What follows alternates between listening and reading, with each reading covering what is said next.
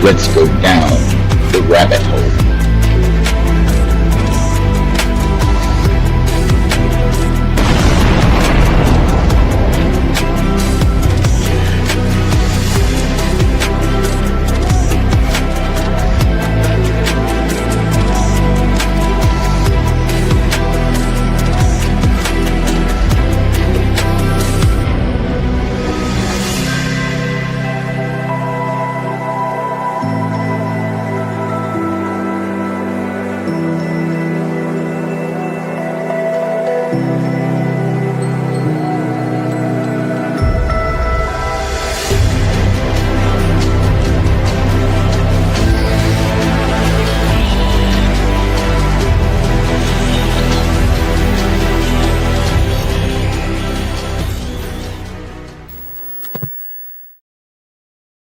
Hey everybody, welcome to End Times Talk. Good morning. So yesterday during my live, I was like, man, I should do a Mackinac Monarch, questions and answers video, and I thought today would be a good day to do that. I feel like feeling a pretty good mood, even though we got our car broken into last night, or the night before. Sorry, not last night. Last night we figured out that it got broken into. My neighbor had sent me a security cam footage of someone in her backyard. And there's a few people in the area that had gotten their cars broken into. It was crazy. And then my other neighbor were outside talking about it, and drones were flying over multiple times. Really weird stuff last night. But anyways, so hey, Night Love, good morning. Good to see you, man. So I want to start off today by talking about like how I stumbled upon this whole thing with Mackinac Island, and it actually started with Kathy O'Brien, and she was in an interview. Actually, no, let me rewind. It actually started elsewhere. It was during the J.J. Abrams movie that he partnered with Steven Spielberg on called Super 8, and it's a movie about alien invasion, or a alien,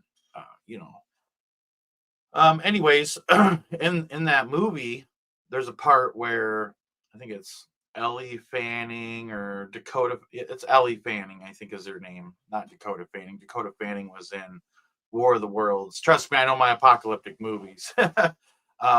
Anyway, so Ellie Fanning was in there, and she had mentioned Mackinac Island, and I thought, back when I first seen it, way back, I think it was like 2011 or something like that, when it first came out, I was like, that's kind of weird to mention Mackinac Island randomly like that. Like, Mackinac Island is a very secluded place.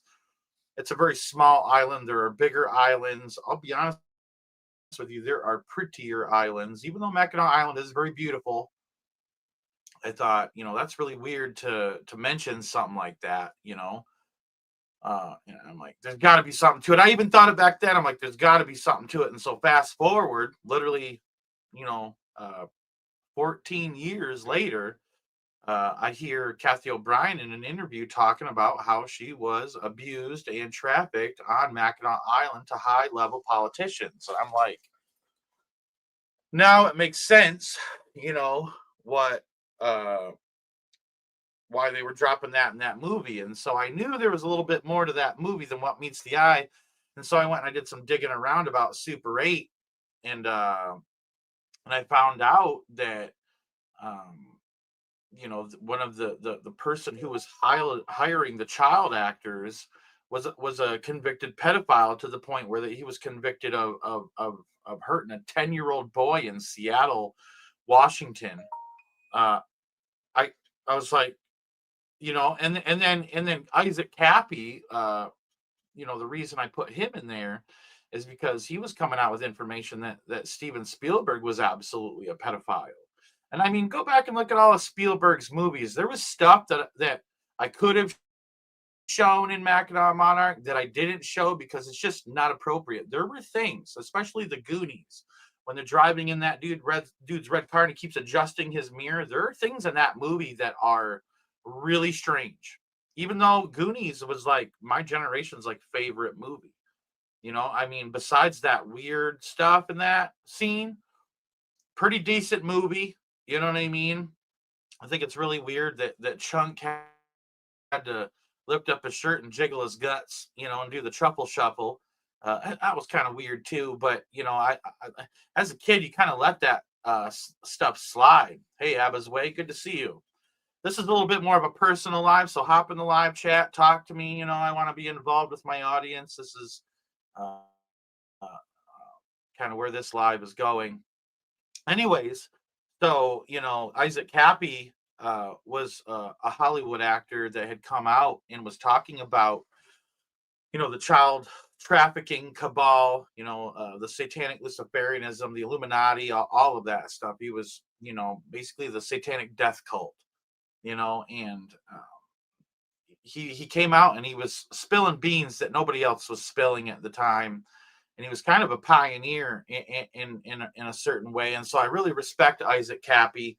I think there's a song that if you look up the Isaac Kappy song that he did, I mean, it was I highly recommend you go find that. I almost want to show it right here. Um, Give me a moment here. You'll have to go watch it on YouTube. I don't want to get a copyright strike on this, so that I'm in a lot of trouble with YouTube right now. Anyways, so Isaac Kappy, they actually killed him, and they threw him off a bridge, was from what I understand. And he died getting thrown off of a bridge. So there's a price to pay when you expose these people, and it's not a laughing matter. It's not a joke, and it's very serious. And Isaac Kappy came out against Steven Spielberg, and there was also, I forget his name, and it's in the documentary. There was in Mackinac Monarch 1, right just in the beginning of it, basically, where there's a actor, Christian Glover, I think his name is Christian Glover. I think that's his name. Actually came out and wrote like an essay, pointing fingers at Steven Spielberg. Like, dude, why you always gotta have little boys in your videos? Why you gotta always have little kids? And I mean, you look at the Jurassic Park movies, that young girl that was in the first Jurassic Park movie, I forget her name. I put it in the documentary, but absolutely, she wanted nothing to do with Hollywood after, her interactions with Spielberg and Spielberg's own daughter. And this is what I heard, and I'm giving it to people straight here. I'm not going to sugarcoat nothing here. That Steven Spielberg's own daughter went on to do pornography because she was abused so badly by her dad and by his friends. And that's usually the going rate with pornography. Is most of these women have been assaulted and hurt at some point in time in their lives, and they think that's all they're worth. They think that's all they're worth. They think they have to show their bodies to get attention or to get any form of love whatsoever. And it's absolutely horrific, and it breaks my heart. I was raised by women. Hello, Jay. Hello, Captain Potato Sparrow. It's good to see you guys. Captain Potato Sparrow, all the way from over in the UK. That was an Australian accent. I tried. Anyway, so and you guys can ask questions. If you guys have seen the documentaries, feel free to ask questions. If you haven't, you can ask what it is or whatever, and I'll explain it. But I really respected Isaac Kappy. Hey, Matt, good to see you.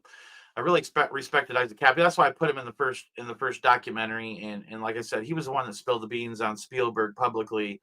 And I mean, so it's also interesting that Steven Spielberg, oh man, there was a movie, and I forgot the movie, and it was really important, and it was something I was going to put in the documentary, and there was so much information to put into these documentaries that I actually forgot a couple of important pieces of information. And Steven Spielberg is a part of some group, and it's a group that funds big projects, and I forgot what it was, and I forgot it was significant though. Anyways, I'm getting off track. Anyway, so like I was saying, Spielberg's own daughter went on to do that, from what I understand, and she talked about her childhood abuse and how she was always around pedophiles, and it was always like a thing. Very evil stuff. Very evil stuff. Anyways, so Kathy O'Brien coming out, or no, sorry, getting back to Super 8.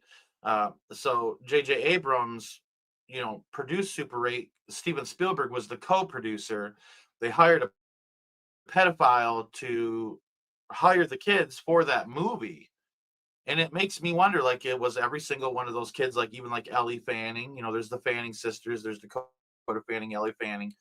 Oh, have they been hurt? Like, are any of these kids hurt and they're staying silent because their parents wanted them to work, in Hollywood? Like this dude was a known pedophile and was alone with these kids, when there's the whole casting couch situation.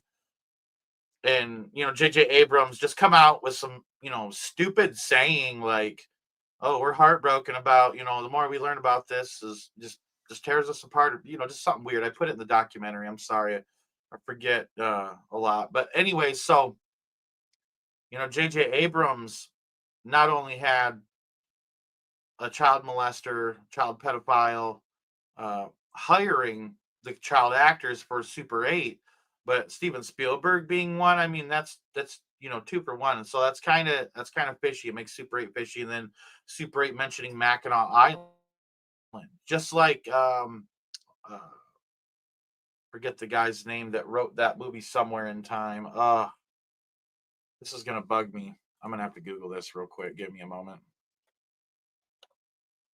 Richard Matheson. I didn't even have to Google it. I remembered Richard Matheson. Richard Matheson spent a lot of time on Mackinac Island, and Somewhere in Time actually was supposed to be filmed at a hotel in California. And for some reason, Richard Matheson chose Mackinac Island, probably the whole idea of that, there's no cars allowed there, even though they had a car there in Somewhere in Time.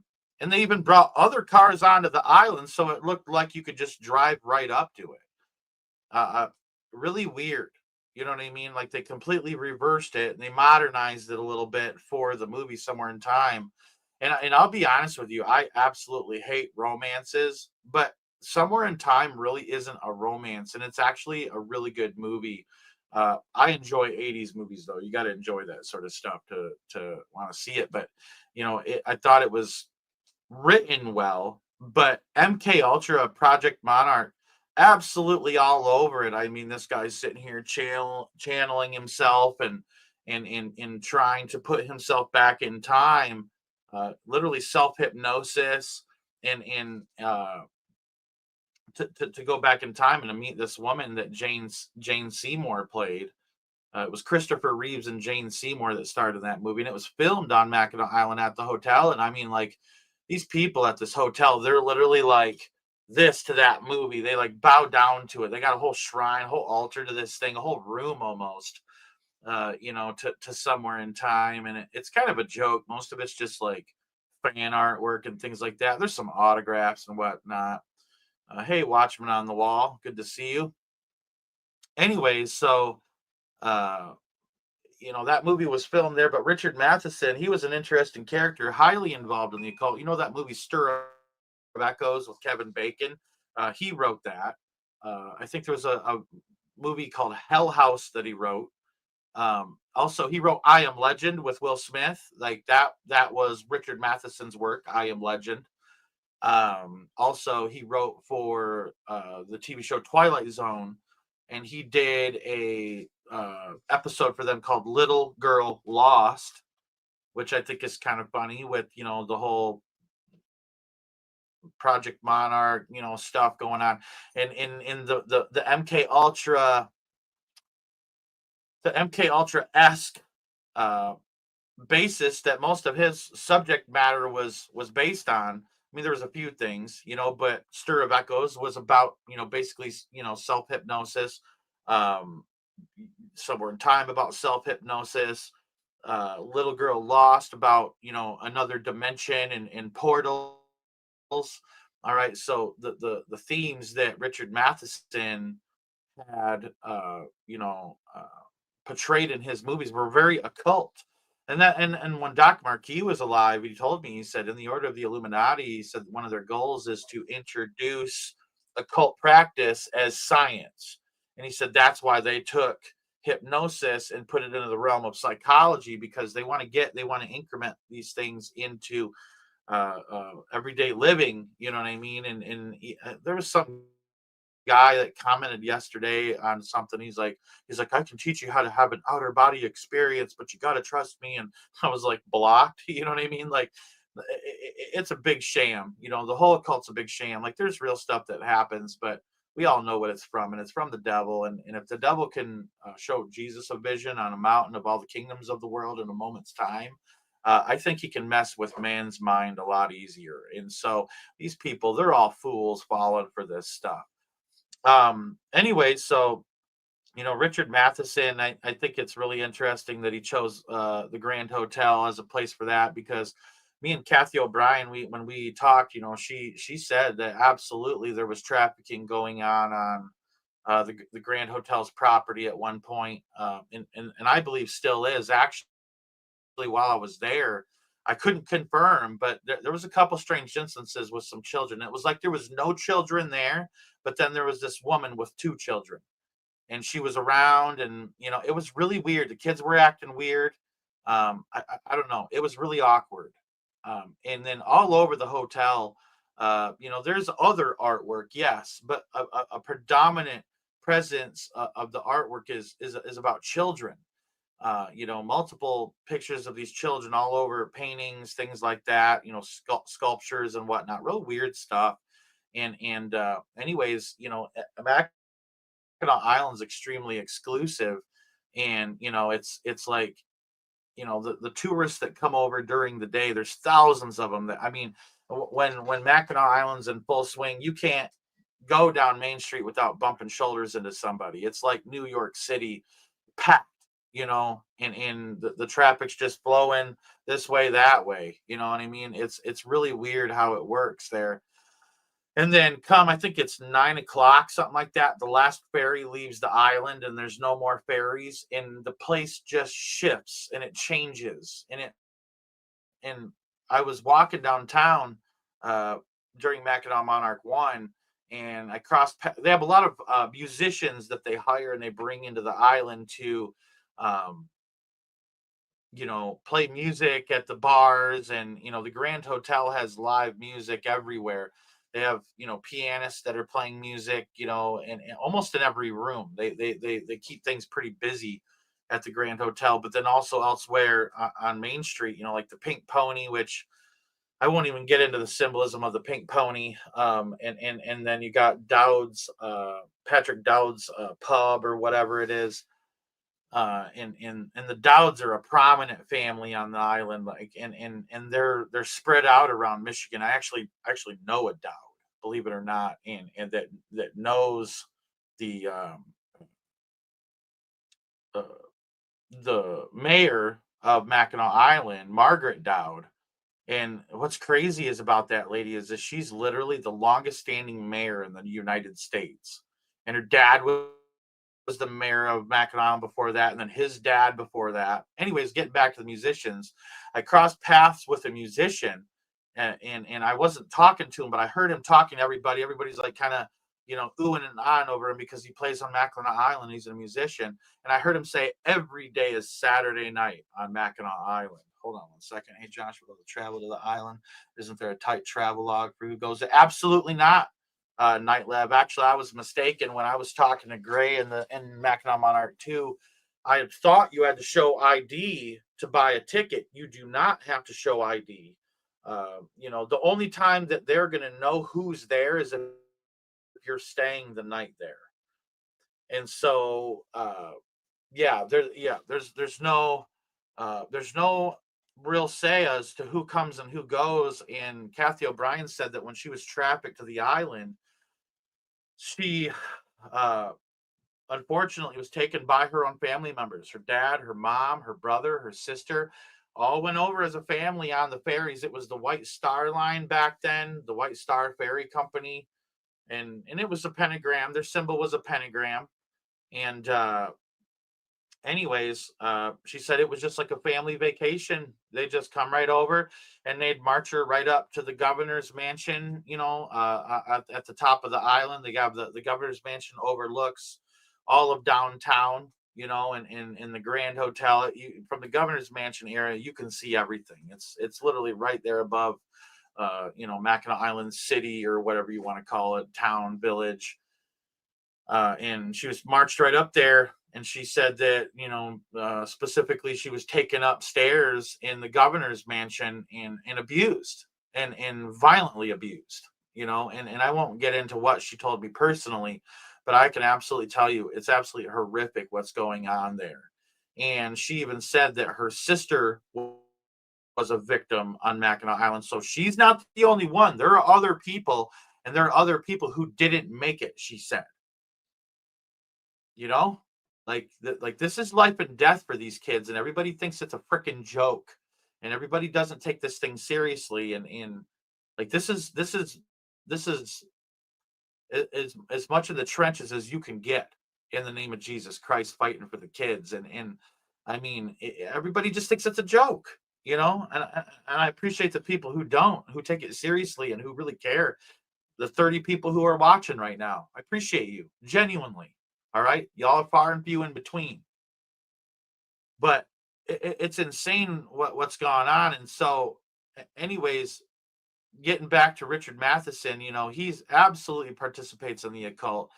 Um, and I haven't been able to tie him to any secret societies or anything like that. I have a lot of information on the Bohemian Grove, and there's a lot of those artistic types that come out of that or join that or come out. I mean, even people like, dude, I was shocked when I won't bust it out, but I have one of the Bohemian Grove's newest books that they came out with in 2022, and it literally talks about like MC Hammer performs at the Bohemian Grove. All sorts of people that you wouldn't think. I thought MC Hammer was a Christian. Well, wasn't he supposed to be a Christian? And he's hanging out at the Bohemian Grove, hanging out with all of them weirdos. It's crazy to me.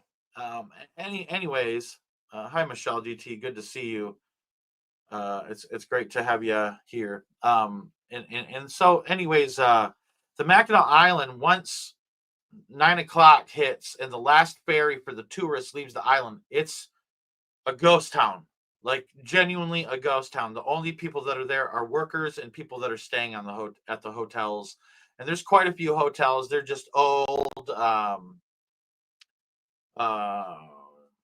There's just old houses and stuff that they say that they're hotels, like old mansions and stuff. And the facade is really it's what it is. It's just a giant facade, because like if you look at the hotels and you like get close to them, it's a really crappy paint job, and like they just every year they're putting on a new coat of paint onto that place. And I watched people do it. The first documentary I did, Mackinac Monarch 1, I literally was passing by and people are painting the houses, painting fences. They hire workers to come in and paint for them and to put a fresh coat of paint on that place. They really try to keep that place looking spiffy. Hey, Luke, the baptizer, good to see you, man. Hey, Tony, it's good to see you, man. The island is located, so the only way I know is to show you like this. So the island is located just up above the mitt on the right side of the Mackinac Island Bridge, or the Mackinac Bridge. All right, it's right up there at the tip of Michigan is where it's at, and it's a hub. It's always been a hub. Even back then, it was for a hub for fur traders. Then it was a hub during, the what do you call it? Give me a second here. The Prohibition. I'm sorry, I don't know why took me so long to think of that word, but it was during the Prohibition. It was a hub, and the natives, the Ojibwa, used it as a hub. The Jesuits, absolutely, when they came in, everything changed, and they ethnically cleansed that island. That island has had so much bloodshed on it. And this is what Dr. Marquis taught me, my buddy who was ex-Illuminati, who turned Christian. He said that demons love places where innocent blood has been spilled. And he said it's ripe for demonic activity in those places. I saw a post that a pastor did. It was on Facebook, and he said, "Oh, they just went up there to vacation or whatever." And it was interesting because his wife couldn't sleep. She was having bad dreams all night. Dude, that place is creepy.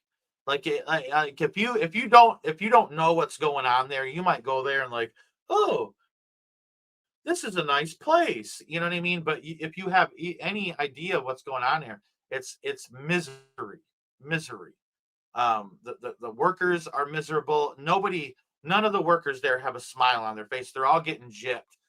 There was a guy that was going to interview that was a worker for the island, and he got cold feet towards the end, which I understand. Not everybody can stand up against evil like this, and some people are scared for their safety, and I respect that. Like, I'm not going to mention his name or nothing like that. I was a bit bummed, but it is what it is. Um, but what's interesting is that he told me that when he worked there, and I will tell the information that he shared with me. When he worked there, he said that he worked at the Iroquois Hotel. And I didn't put this in the documentary because I didn't have permission from him, but I'll tell you here. But he worked at the Iroquois Hotel, and he said that the owner's son was an absolute weirdo and like a creep towards women and stuff, and would objectify women and whatnot. There's a lot of that going on these days, the objectification of women, and that stuff really pisses me off.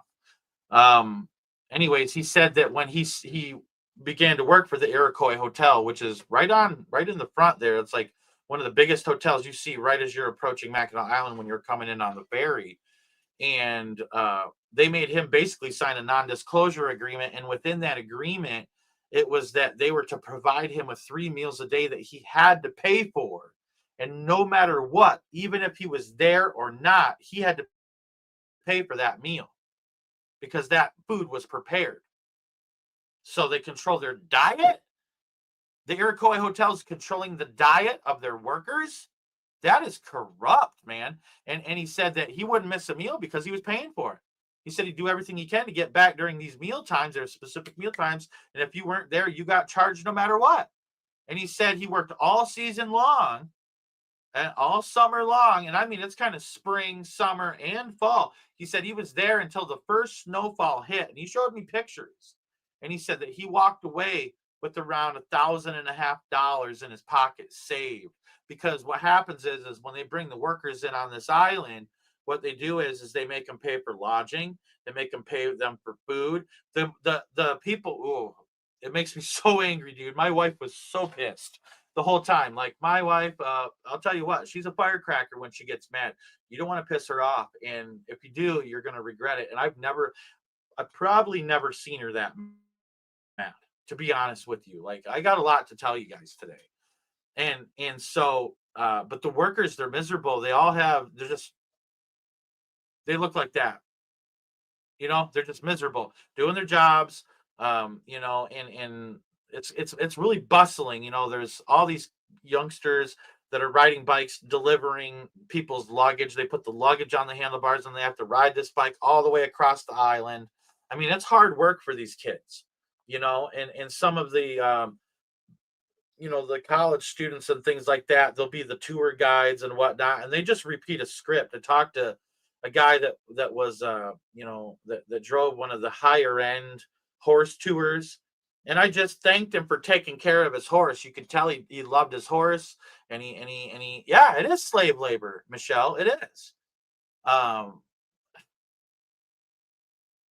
yeah, Luke, we could definitely talk. You'll have to email me at endtimestalk777@gmail.com. But, where was I at? I forgot where I was at. Goodness gracious. I get sidetracked just a little bit. I forget. Oh, man. What was I talking about? Oh, yeah. I talked to this carriage, driver. You know what I mean? And he said that all those college kids that do those cheaper tours, they're just given a script. He's like, I live on the island, and he's like, I know the island like the back of my hand. And there's about 500 people that live on that island that are residences there, and they take it very seriously. And when there's tourism, they go into the interior of the island where no one's at. A lot of the main tourism happens in the front, on Main Street, and around the outer edges of the island. Very few go into the center of the island, and people are are mainly there for just like the attractions and things like that. But I mean, there's plenty of people there with their kids, obviously, and with getting back to Kathy O'Brien and what she said about how it looked like a family vacation when she was trafficked there. Any of these people could be going through this, anything, and I think it's important that people know how to know and learn and take classes. There's classes out there that are free. Learn how to notice, the signs of child trafficking. Does the child look distant from their family? Do they act like they don't want nothing to do with their family, even though they're with their family? Like, there's little signs and stuff like that that you could do to pay attention. Hi, Laura Hyatt. Good to see you. Um, and so, anyways, um, there's just so much going on with it.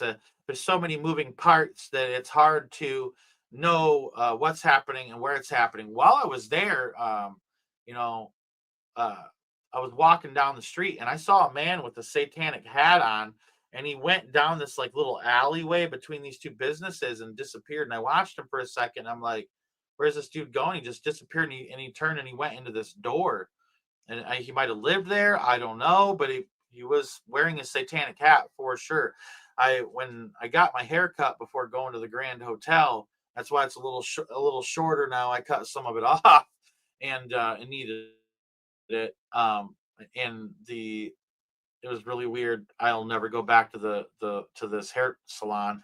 But this lady told me that, because I was telling her, what I was doing, and she said the most powerful psychic in Michigan lives on Mackinac Island. And so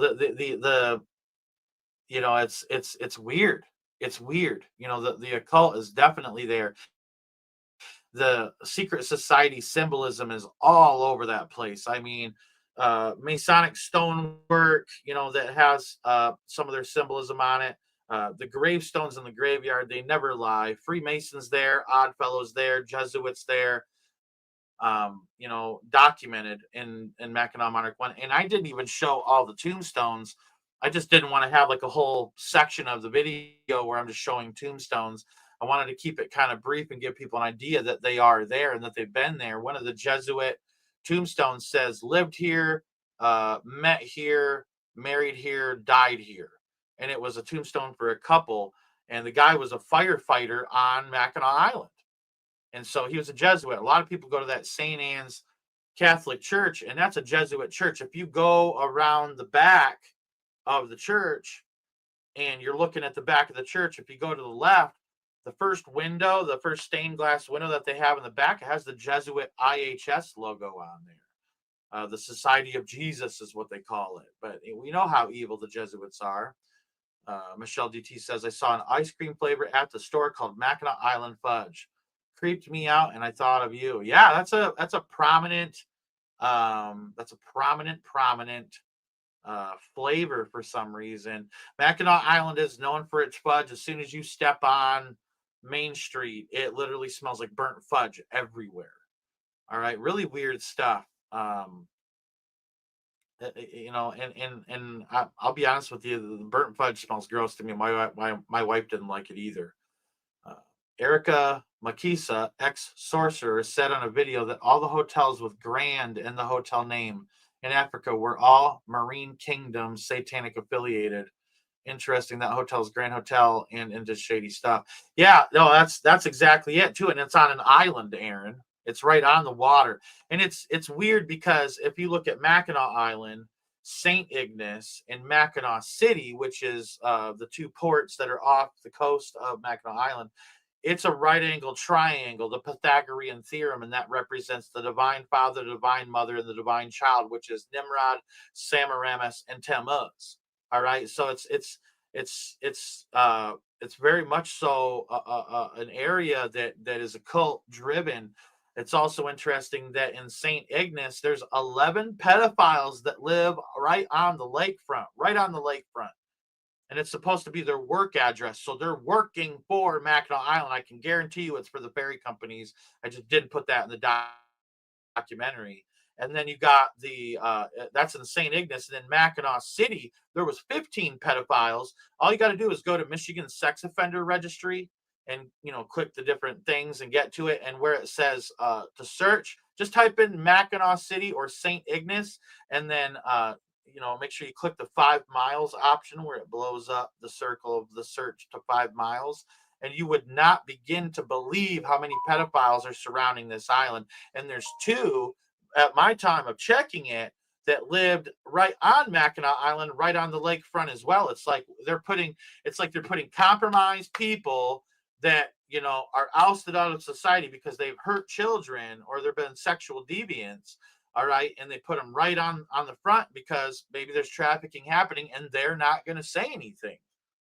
You see what I'm saying? Like, I don't know if that makes sense, but if we're running a human trafficking operation, wouldn't you want to have compromised people on all fronts, being your eyes and ears on the ground, telling you or working behind the scenes to cover things up? And all the addresses are right there. It's absolutely nuts, folks. It's absolutely nuts what's going on. Iron Mary says, I live in North Carolina and are there any classes around me? How do I learn how to help the children? So first off, like, you can get online. I don't have anywhere specific, but if you're on Twitter X, there's a guy named Grey Grey Gray Area Monarch, and he's one of my close friends. That dude is smart as a whip, and he knows all sorts of classes that you can take.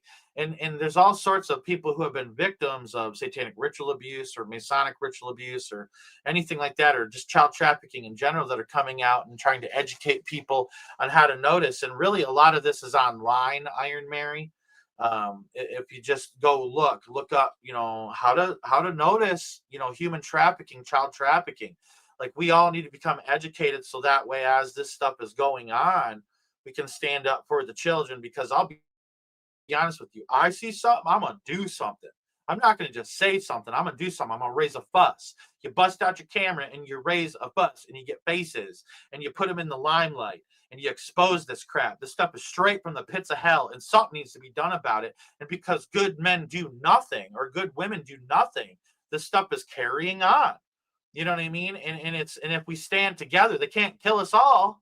You know what I mean? I'm not afraid of these people. Absolutely not afraid of these people. Luke the Baptizer says Masonic tombstones are often surrounded by little stones because their babies die at alarming rates. Man, cursed. Yeah. Man, there's so much I could say about that. But they also, it's that Stonehenge, idea as well.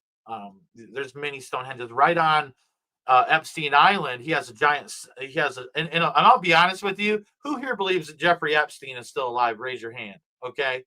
All right. First off, I believe Jeffrey Epstein is still alive, and they caught drone footage of that. And I'm going to say it. I'm sorry. I don't care. They got drone footage of that son of a bitch on his island. All right. He's literally sitting there like this, leaning against one of his little off-road vehicles, ORVs. And this guy's sitting on a quad, a gentleman sitting on a quad and talking to him. And they're just bantering back and forth. And this dude, I think his name is Rusty Shackelford. And I love that. We got the Dale Gribble reference right here. His name's Rusty Shackelford, and he flies drones over Epstein Island.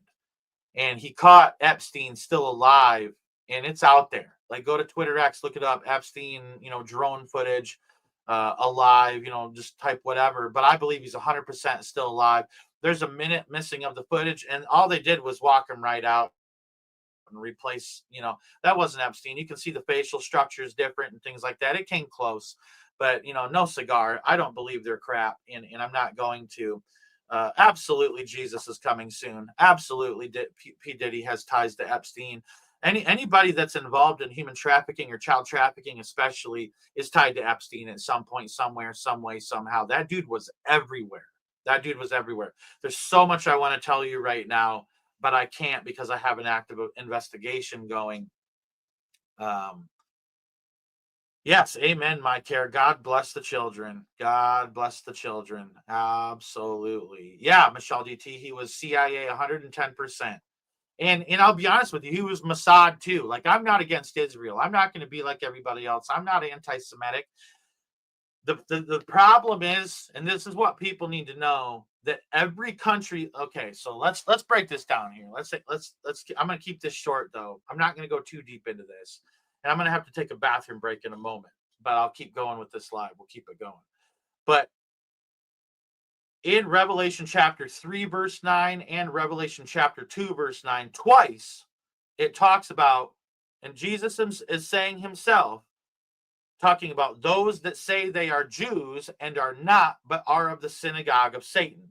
Okay, a lot of people get angry at me over this whole Jewish stuff and my support of Israel. I absolutely will support Israel. It says, those that bless Israel shall be blessed, those that curse Israel shall be cursed. Okay, and I'm not going to stand against God. All right, and I'm not going to stand against God's people. Okay, but here's the thing: they have been infiltrated by Satanism, and Satanism has cloaked itself in Judaism, or specifically Zionism. Okay, Zionism is a whole other thing. And when you get into the Kabbalah and the Talmud, that's where it gets dangerous, and you're getting into satanic doctrine that's been repackaged to look Jewish. And it's happened in every country on the face of the planet. Every country has been infiltrated by the Illuminati, the agents of the Illuminati. All right, and they make themselves look like those people that they want to take the fall for what they're doing. The Rothschilds' last name absolutely is Bowers, but they changed it to Rothschilds because they wanted to sound Jewish. It's not even a Jewish bloodline family. It's not even a Jewish bloodline family. And the thing is that people argue with that all the day long, but they're not. And if you go back to one of the Illuminati's original documents that was released, the second most controversial document on the face of the planet next to the Bible, the KJV Bible, okay? This document is known as the Protocols of the Learned Elders of Zion, okay?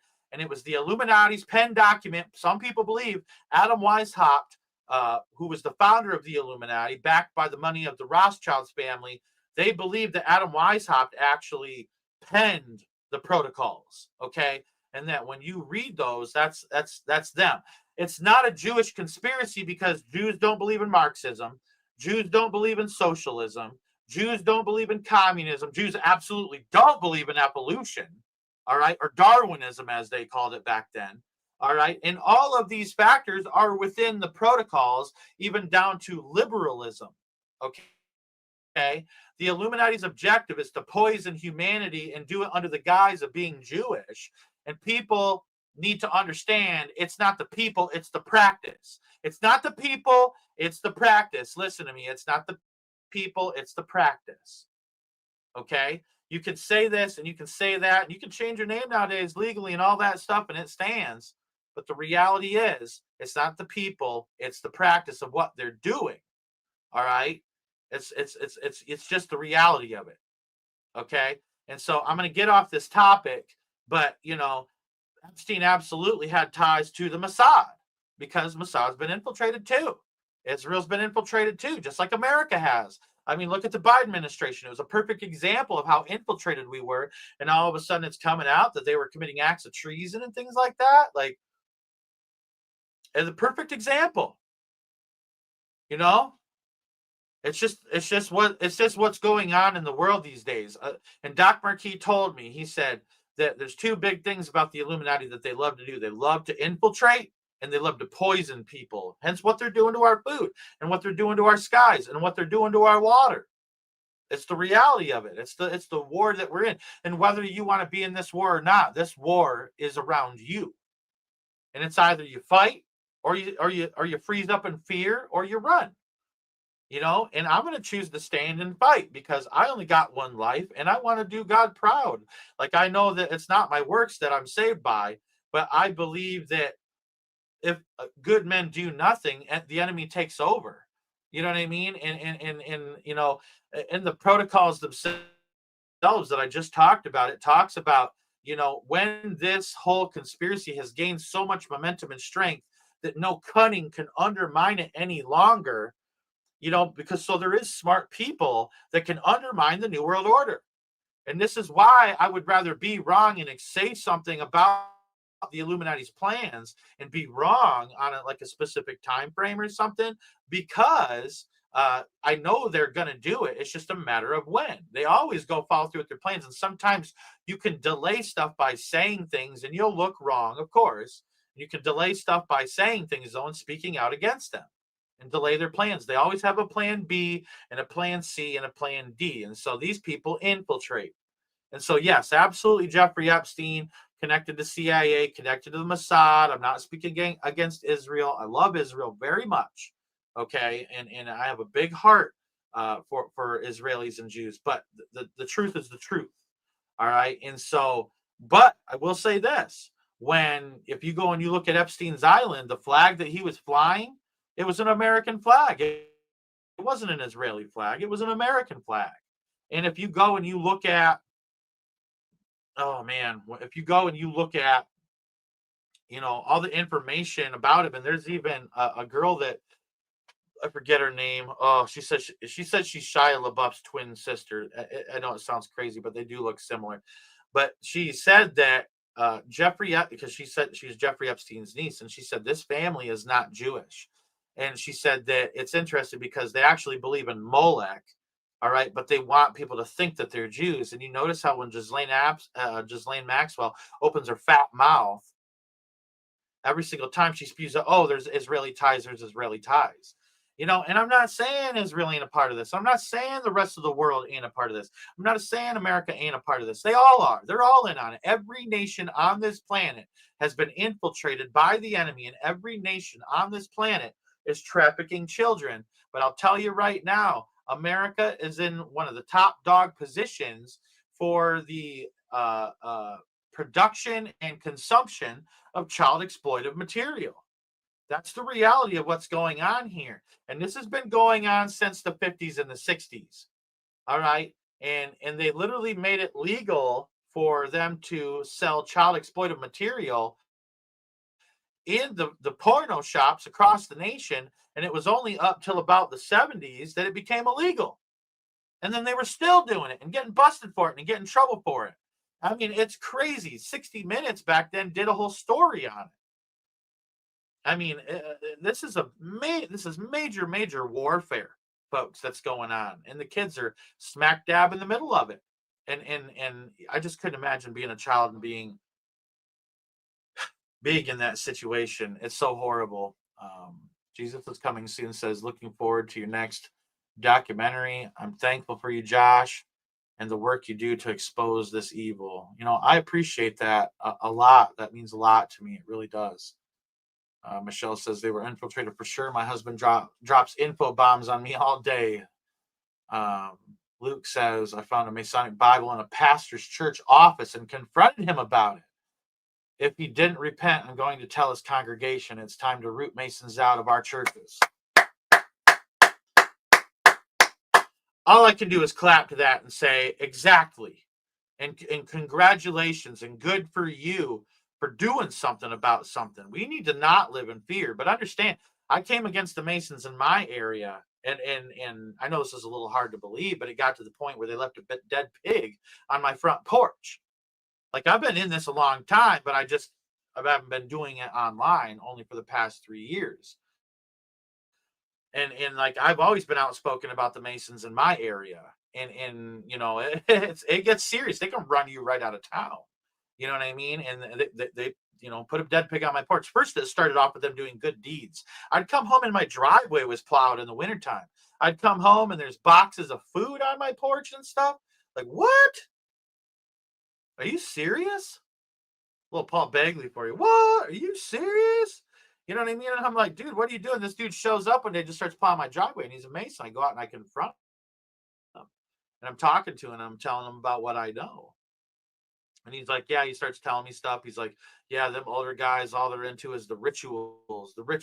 And he was just saying weird things. Masons play word games. Don't ever get into a conversation with a Mason because they're liars and manipulators. And you get the facts and you stick to the facts because they're going to try to sidetrack, tell you that you're lying. For instance, I was talking to a Mason one time and I'm like, you guys drink wine out of a human skull. Why would I want anything to do with what you guys are doing? And he's like, we don't drink wine out of a human skull. I'm like, yeah, you do. I'm like, don't lie. And he's like, well, it's a fake human skull. And I'm like, no, it's real. It's a real one. And he's like, He basically admitted it. You know what I mean? Like they, Tony Linguini, absolutely. They're both on my YouTube. If you go to the videos section, not the live, not the short section, not my post section, but the video section. If you go down a little bit, the Mackinac Monarch 1, watch Mackinac Monarch 1 because it leads into Mackinac Monarch 2. And even some of the investigation I'm doing now ties into stuff that's part of it. It's pretty weird how it's all interconnected. All these people are interconnected. I made a huge discovery just recently that connects North Fox Island to the investigation that I'm doing now and Mackinac Island. It's all interconnected. It's insane. There's like there's big information coming out in the next one, and there's corporations that are involved in this. I mean, this is so far past Jeffrey Epstein. Jeffrey Epstein is a small piece of a massive puzzle, and that's the reality of it. And I'll be honest with you, I put my life and my heart into those documentaries. Like it took for both documentaries together, it took about 6 months to research and film. The filming was the easy part, even though it was super stressful. Like I mean, the first documentary, that was brutal.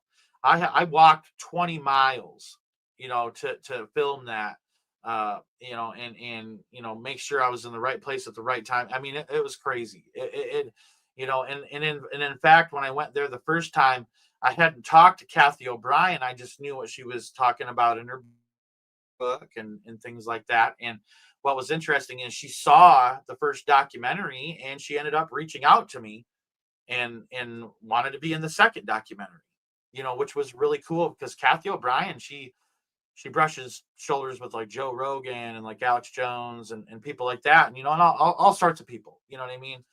But people will be like, oh, well, then she's compromised. No, she's not compromised. Like, she's very much so a solid individual. And I actually am going to meet her in October in person, which is pretty cool. I'm excited about that.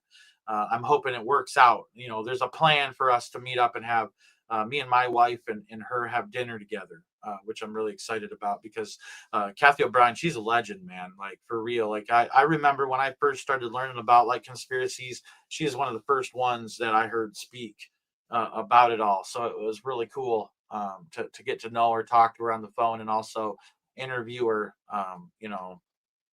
Anyways,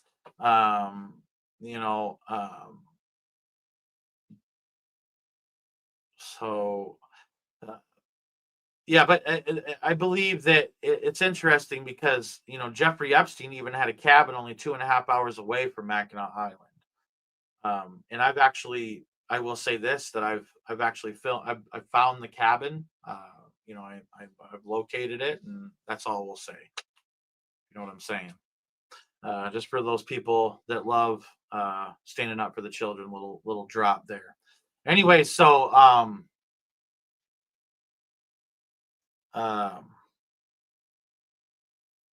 so I mean, like the workers, they're just miserable. And I want to make sure that people know this when I say this, that I'm absolutely not racist. I have friends who are of different colors, and I don't want no guff. But the workforce on the island is predominantly black, which is it really upset my wife.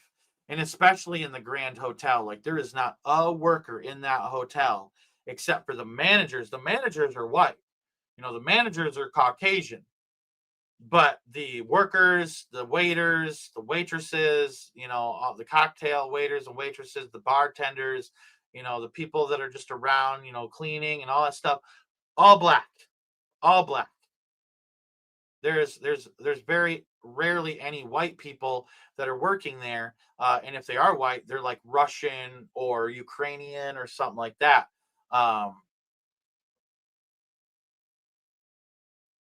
Jesus is coming soon, absolutely, but it takes funding to do investigations. And I'll be honest with you, and I did not do this to talk about funding, but I will say, with this investigation that I'm working on right now, it's only about halfway funded.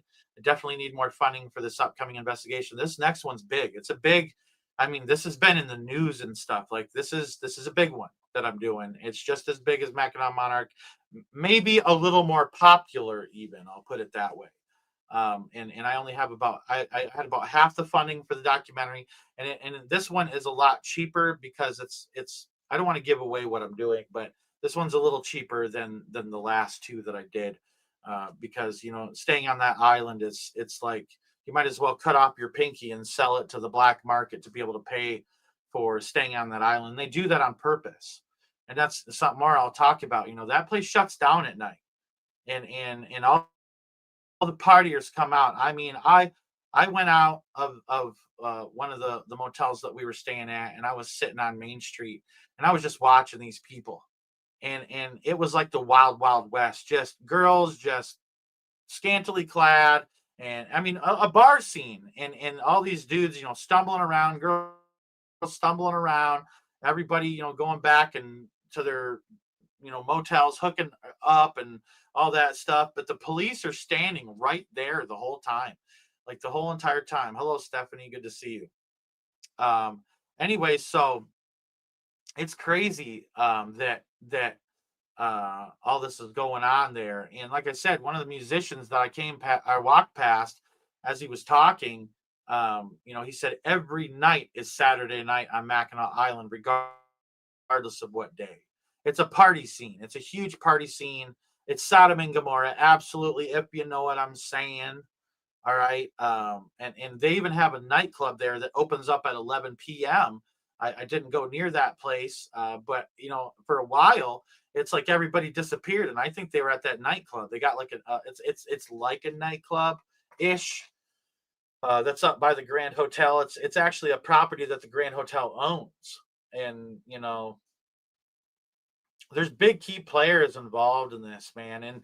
And what's crazy is, and I'll say this, that I document this on how there are individuals that are, like, for instance, the main guy that owns the majority of Mackinac Island is David H. Hoffman, and he lives in Naples, Florida, which is another trafficking hub, third in the state of Florida.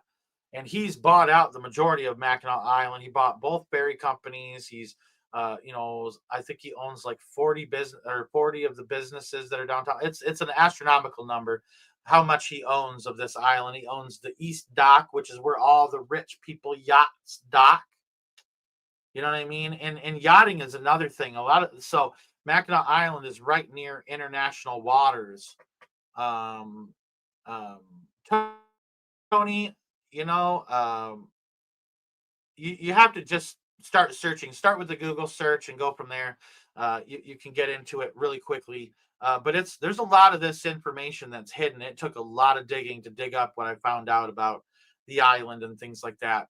Anyways, so yachting is Mackinac Island when it begins, when the year begins. Okay.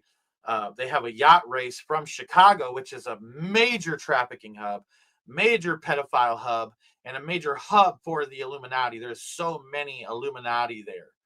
And one of the guys, or the main majority owner of Mackinac Island, David H. Hoffman, is friends with the guy from Chicago. All right. And he had a boat known as the Acquisition, like acquisition, but acquisition. And, at first when I was searching, I was finding some stuff, and it was like poof, it disappeared. It was really weird. And so I couldn't use that information in the documentary. But every year, Mackinac Island kicks off its season with a yacht race from Chicago all the way to Mackinac Island. So they would go, from Chicago down here all the way up and race to Mackinac Island that's up here. Okay. And so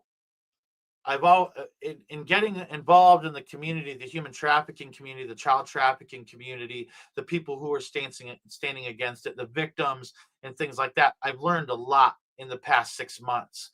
I've learned more about what's going on and how connected these Illuminati people are than I probably even understood, before. Absolutely.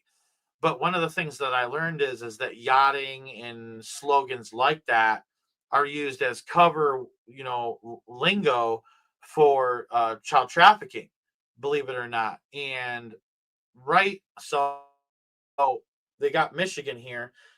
Here's Chicago. Here's Lake Michigan. That's right here. Right here is the Straits. They call this the Straits, where Lake Michigan, and then over here is Lake Huron, and the Straits are where Lake Huron and Lake Michigan connect underneath the Mackinac Bridge. Mackinac Island's right next to the Mackinac Bridge, about right here. Okay, and then Lake Huron is over here, but Lake Huron, half of it over here, is owned by Canada. And so there's a line that runs right through Lake Huron that's considered international waters. Right there, international waters, right there in Lake Huron.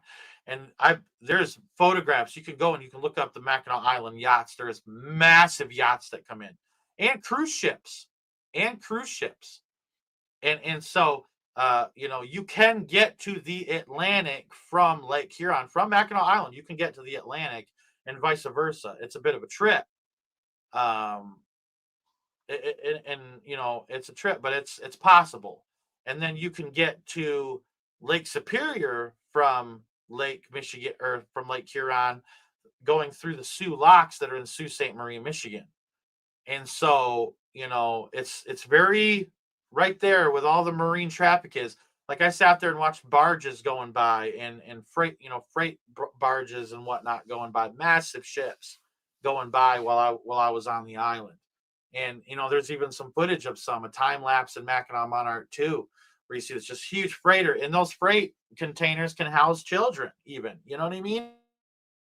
So there was just a freight container where they found like 60 children in Florida, and some of them were pregnant.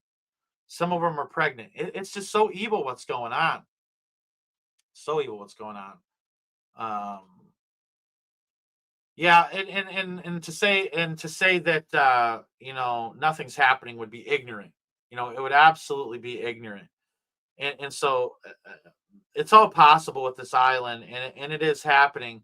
And the interest with like the Boy Scouts and the Girl Scouts, really weird stuff. They actually have, and I show it in Mackinac Monarch too, they have a giant Gerald Ford bust. The thing's creepy as creepy can be, and it's sitting right in front of the barracks for the Boy Scouts. Even though Gerald Ford was a Boy Scout at one point, but Kathy O'Brien went on to say Gerald Ford was one of her abusers. And she even went on to say in Mackinac Monarch 2 that it was Gerald Ford that offered her father immunity from prosecution for molesting her and making videotapes of it and sending it through the U.S. mail. It was Gerald Ford that was a part of her grandfather's Masonic lodge that came to him and said, "You're immune from prosecution if you sell Kathy into this project, into child trafficking, into MK Ultra Project Monarch." And it was Gerald R. Ford that did that. They have a Gerald R. Ford Conference Center. They have the Gerald R. Ford Airport in Grand Rapids, Michigan. Grand Rapids is another hub. And I will say this, because it's a big area, I can say this: I will be investigating Grand Rapids next. And that is going to probably be my biggest investigation yet, because it's a whole city. I have a few places I'm looking at already. I have a method to my madness, okay? And so that is, but I'm this one's going to be real dangerous. They're all dangerous. You know what I mean? I wish I knew more people that were doing stuff like this. The only other one that I really know that goes out and does stuff like this is like James O'Keefe and stuff like that. Like, I really respect that guy, even though I don't exactly trust him 100%. Like, that dude's got some big old beans, if you know what I'm saying. Like, he's brave. Coming against the Department of Justice over that whole Epstein thing that just released. I showed it in my video section, on my channel. There's a clip of it. You can see what's going on.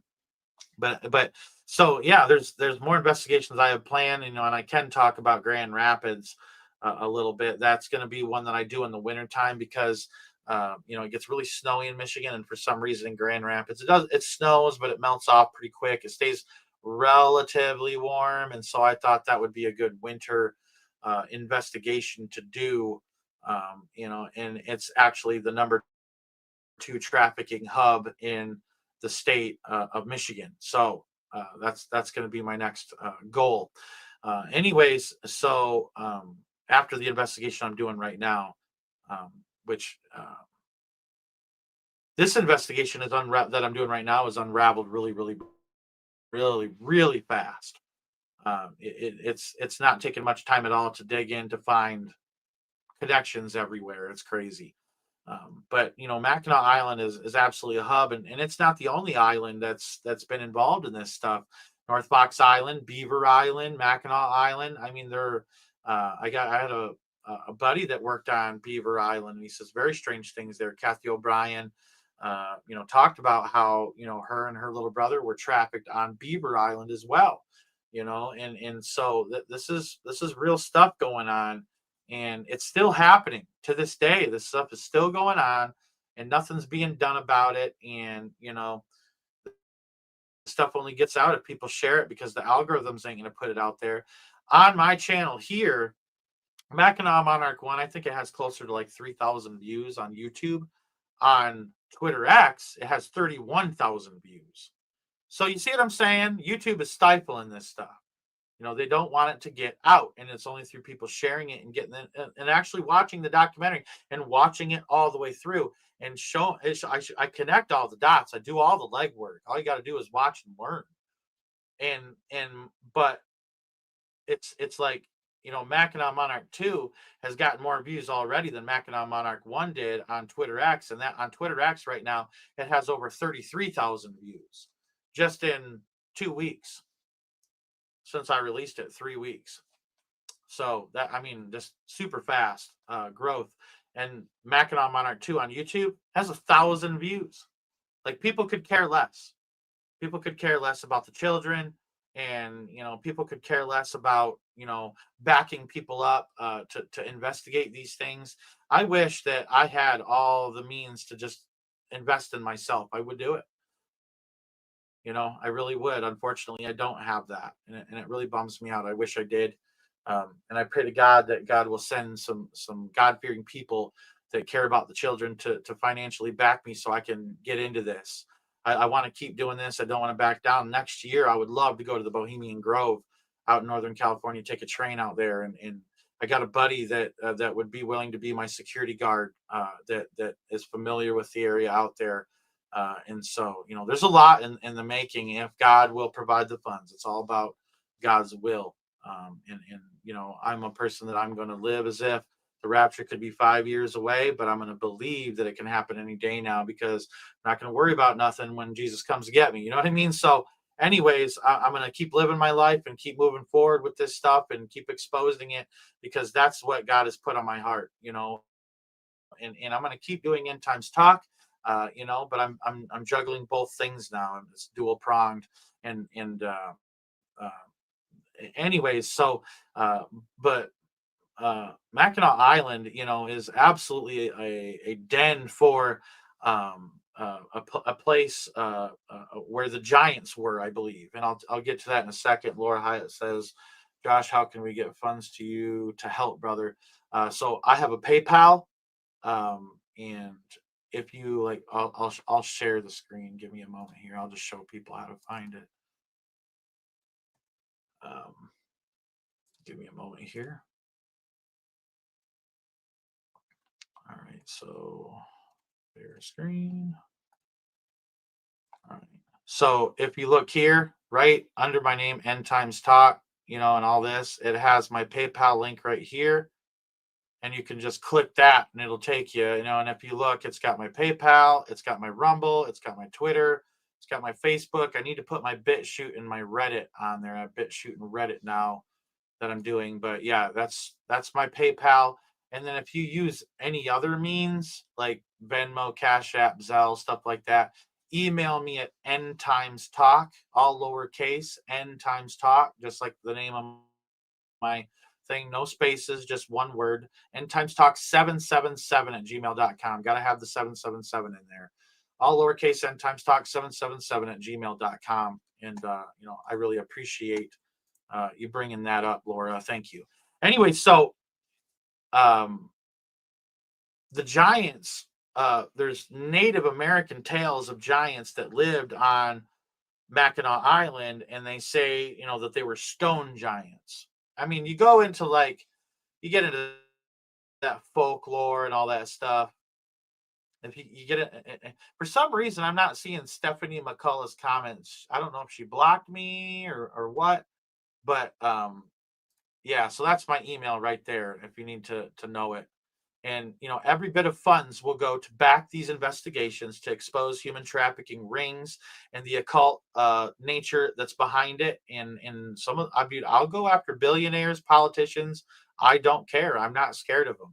If I die, I die. I know where I'm going when I die.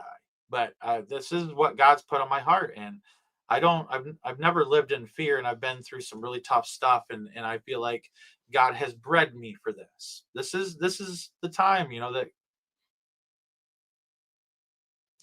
all the things in my life and all the pain and hurt that I've been through culminate to, like, this is where it's at, and this is where my heart's at, is the children and exposing the occult nature that's behind it, because it's going to lead people to Jesus. I'm telling you. And there's not enough Christians reaching out in the name of Jesus to victims, into children, and exposing this thing. There's a lot of witches, there's a lot of new agers that are doing it, but not a lot of Christians. And so, if you can back someone that's a Christian that's going to go out and get into the nitty gritty, do so, and pray for people like me, because I need it. I need it. Like, even just not last night, but the night before, got my car broken into, got strangers in my backyard. I got drones flying over my house in the middle of the night, way high up. Really weird stuff's going on, and it's not normal for where I live. Okay, not normal at all. And so there's just a lot happening in my life, and oh yeah, my care. I'm not gonna stop. I'm not. I won't. Laura Hyatt. Yeah, we'll have to figure that out. Have Stephanie email me at End Times Talk. Stephanie, email me at this email address I just put on the screen there, and we'll get it figured out, sister. Um. Anyway, so the giants obviously were because I believe the Nephilim existed. I don't know about you, but I do. All right. And these people, the natives of the Ojibwa that lived on the island, that they were ethnically cleansed off the island by the Jesuits. But when they were there, they said that there were stone giants that existed on the island.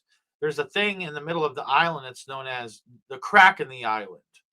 All right, it's like literally Mackinac has a crack in the island, and it's said that a giant stomped his foot really hard there and cracked the island.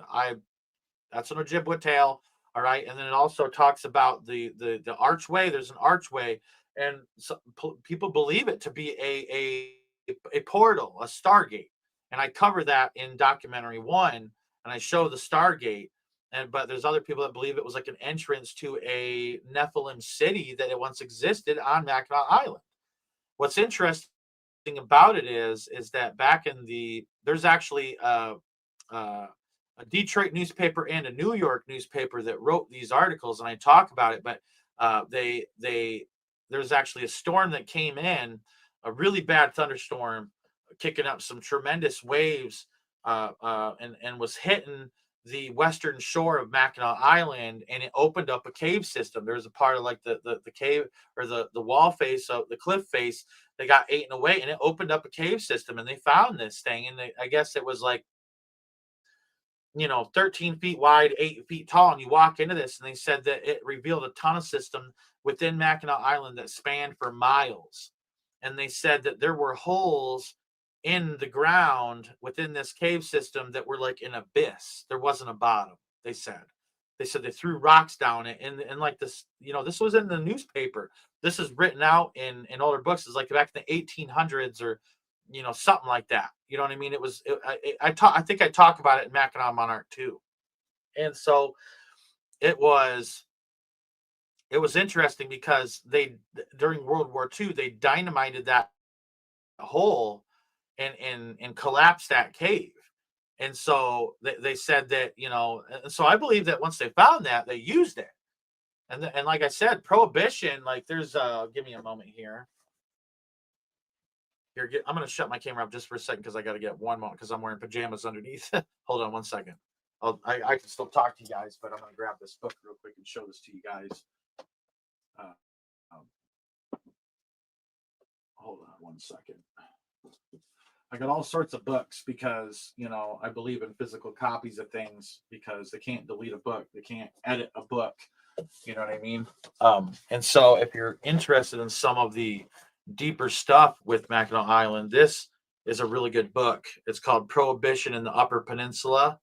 There is a picture of nudity in there, so don't let your kids get a hold of it, because it talks about a prostitute in here. But I mean, it goes through and it's got pictures and all sorts of stuff, and it's got a whole section on the Grand Hotel and the stuff like that. There's tunnels in the Grand Hotel. There's also this book here that you can get that the Grand Hotel released, and they go through, and I mean, it's all about like. I mean, it shows all the older photographs and stuff of the Grand Hotel and whatnot from back in the day. Really informational book, but there's absolutely tunnels that go under the Grand Hotel. There's service tunnels, and it said, the folklore says that they start in the boiler room. And I'll be honest with you, when I was looking through that place, I couldn't find where there was any access to the basement or boiler room or any of that stuff. So that's behind the scenes. That's something that only the workers have access to or would know. Hey, good morning, Steve Lopez.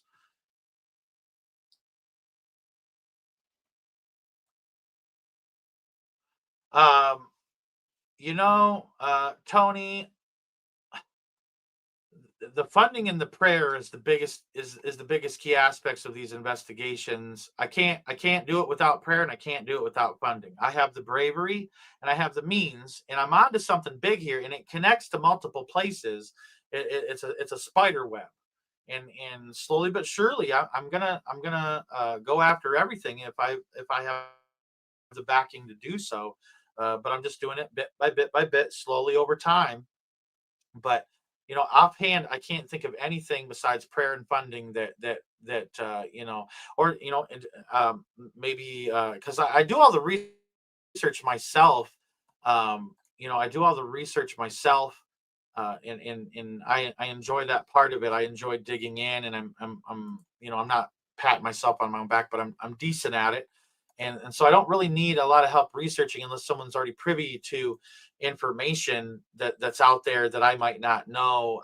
Maybe someone who's watching this that has like a story to tell about the island or has been there and knows something, because it's really hard digging up stuff on this. It really is. It took me a long time to get the information that I have now, that I can to where I can share with you guys. Hello, Jenny. Good morning.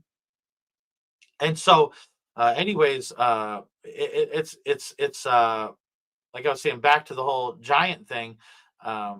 This the area known as it's called Devil's Kitchen is what they named it, Devil's Kitchen, and that's supposed to be the collapsed tunnel where they where during World War II they blew it up and closed off this tunnel system that spans on the island for miles. And when you Google Earth Mackinac Island, and I highly suggest everybody should, if you watch Mackinac Monarch, take the time to do a few things. Watch Somewhere in Time with Christopher Reeves and Jane Seymour. All right, absolutely. And Kathy O'Brien says that she was programmed with that movie. They used that to manipulate her. Okay, and it's very telling about Project MK Ultra being integrated into that island. And then look at the island on Google Earth and take a look around. Something also that's really big with the island is monarchs. Project Monarch, and I've shown in Mackinac Monarch 2. My screen is glitching out like crazy right now. I don't know if y'all are seeing that, but Mackinac Monarch 2. I talk about pedophile symbolism. Okay, and some of the symbols that they use to signal to each other what they're doing and what they're about. One of those symbols being a butterfly.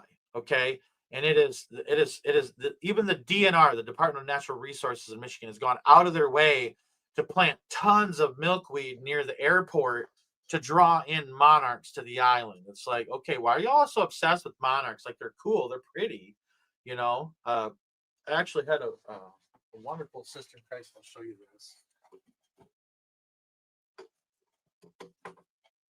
Hold on one second. I have a wonderful sister in Christ. It's a thing that hangs on my window in my office, but she sent me that. I thought that was so cool, you know. And every time I look out my window, I see that, and it just reminds me of all the work that I've done to try to expose, you know, what's going on. And that was just a wonderful gift, and I thank you for that, sister. I really do. What a blessing. It's a real encouragement. I actually want to get my hands on a real monarch butterfly that's been preserved. Anyway, so, but the monarch symbolism is crazy with that island. They have 2 butterfly houses on the island. One's called Wings of Mackinac, and then there's one called the Original Butterfly House. One butterfly house is behind the Jesuit church. The other butterfly house is behind the Grand Hotel, not far from the Grand Hotel. And then they have a storefront where, and I wouldn't give them my money. I don't want to, you know, have anything to do with them, but they have a storefront where they sell like actual real butterflies and things like that. My wife is a super researcher. She was in finance. I will sub her YouTube account. Tony, just email me. Where's my email again? Just email me right here, Tony, and then I will get into contact with you and your wife. Wait, we can talk on the phone. All right, maybe you guys can help me out a little bit. We'll see what we can find. And so yeah. So, anyways, yeah, exactly. Key West has a lot of butterfly stuff too. They have a butterfly museum. Yeah, that's exactly it. They're signaling to people and pedophiles that know what the symbolism means. Hey, come here. And if you go to like Facebook or Twitter X, you type in Mackinac Monarch, you'll see my documentary, of course, but then you're going to see all these posts about monarchs on Mackinac Island. It's like people are obsessed with this stuff, and they have a storefront that, you know, for the butterfly house, where they're peddling their butterfly wares, you know, on the island on the storefront. So it's like and Kathy O'Brien, you know, I don't know if I have a thing here. Give me a moment. Hold on. Give me a moment. Hold on one second. I want to see this here. I'm pretty sure I have a picture of it. Yeah, right here. Right here. Hold on. This was an earlier screenshot, but Kathy O'Brien, when she shared my documentary, and it's funny because, you know, the white star line, you know, there's the pentagram in the center of it. The little, if you look up on the top of the billboard, it says star line. Look at the symbol. It says star line, and it's got the white star with the red circle, you know, with the red and the white circle around it. That's a pentagram right there. Okay. And then underneath that, butterfly house, Mackinac Island butterfly house, the perfect family attraction. Oh yeah, you know what I mean? It's a real perfect family attraction. But you know, pentagram symbolism, monarch symbolism, all in the same billboard. All in the same billboard. I mean, come on. Come on. Are you kidding me? You know, you couldn't get any more plain, like signaling to people who are bad people to know that something's going on that island. And then all you got to do is be in the right place at the right time, know what to look for. And you know, my wife, you know, God bless her, at first she didn't believe me about any of this because she hadn't been to the island once in her life. And when we took her there, she's like, Josh, you're right. She's like, I can see trafficking happening everywhere. I talked to a couple workers while I was on the island, and they just, I mean, a couple of them wouldn't say much. Okay, thank you, Tony. I'm glad to have Irene aboard. God bless you, Irene. Also, Epcot during the Garden and Flower Festival at Walt Disney World has a huge butterfly exhibit. In fact, I'm going to be honest with you.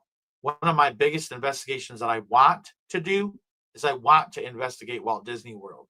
And the thing that's, and I'm not saying that's special about me, but I was trained by someone who was ex-Illuminati. This dude spent over 10 years of his life teaching me what he knew about the Illuminati's plan, about Illuminati symbolism. And there's things that I know that I have not shared with people about, you know, basically my formula of how to notice things.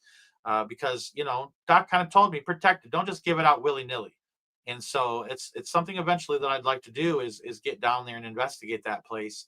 and Naples, Florida, especially as well. But Florida is a huge trafficking hub. The whole dang state is a huge trafficking hub. It's really bad. Anyways, so um, yeah, Michelle, it's sad that they use God's beautiful creations for evil. Absolutely, so true. Absolutely, Laura. Absolutely, Laura. There's been a lot of kids go missing from Disney. Absolutely, 110%.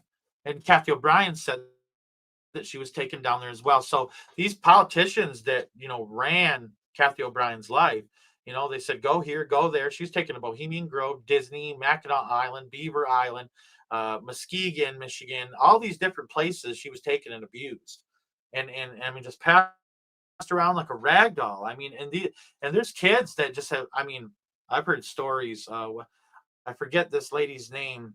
She's a young black lady, and she was trafficked, and she's the one that exposed the tunnels under the Getty Museum. But there's a whole underground city beneath the Getty Museum, and I forget her name.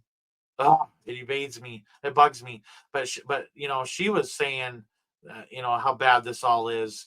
This is so widespread. It's everywhere. But she was talking about how when she was taken underground, she said that there were children that were in these underground cities that were feral because they didn't have parents. They roamed these underground cities, never seeing the light of day, never even knowing there was a top side. Kind of like The Borrowers. Do you guys remember The Borrowers movie? There's some truth to that Borrowers movie, man. I'm telling you, like there's children that are being raised underground that have never seen the light of day, don't know their parents, you know what I mean, are being abused on a constant basis. She said, oh, there's some things I could say, but I try to do things with taste. I try not, because I'm not here to shock people. People know how bad it is. People know the kids are being hurt in multiple ways. All right, but this goes so deep, and there's so much I've learned, and there's so much I'm learning about what's going on. It's heart wrenching to me. Like I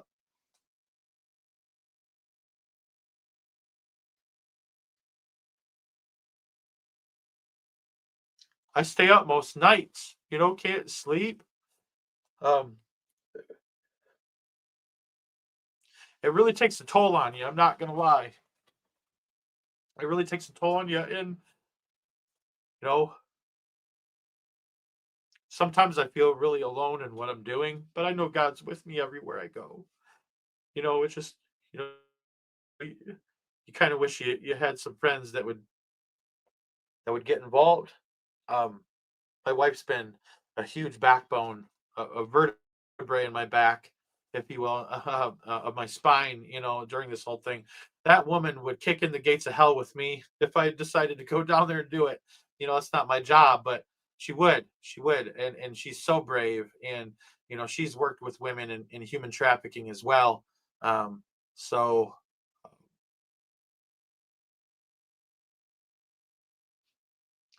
that really means a lot to me, Laura. I'm sorry I'm getting a little emotional. I apologize. She says, Josh, for those of us that have been abused, have a voice through you and your work. I appreciate that. There's not a lot of people that want to talk about it or tell their story. There's not a lot of people that want to tell their story because it's painful. It hurts. I was abused once when I was not once, multiple times, but I was abused by a woman, a babysitter, when I was young, and I've talked about that story in my testimony and stuff. And I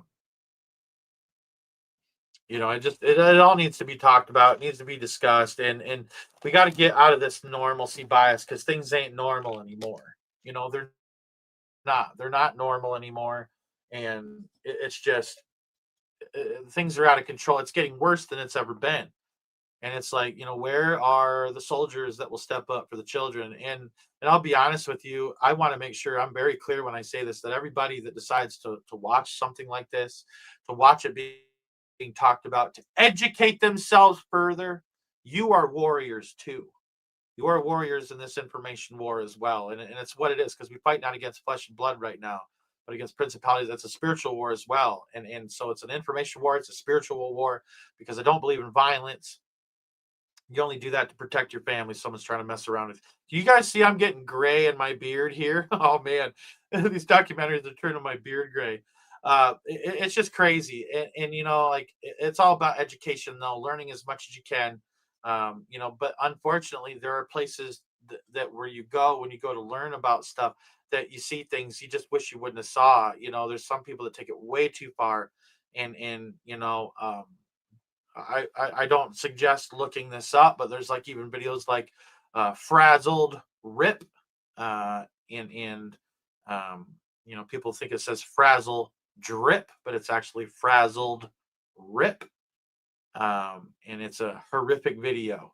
And I won't tell you what's in it, but everybody that's watched it said they wish they wouldn't have seen it. I haven't seen it myself, but I saw a picture of the after effects in some of my research. Absolutely grotesque. Um, and I'm not going to sit here and try to use shock value to get people involved in standing up for children. I think that's the wrong thing to do. I think it's so important to keep things tasteful, especially for the children, because they've been abused enough. They don't need to be broadcasted out there, to their pain and their suffering. And that's why, you know, um, but I have people that email me on a constant basis. I've been abused, Josh. What do I do? I hear the stories.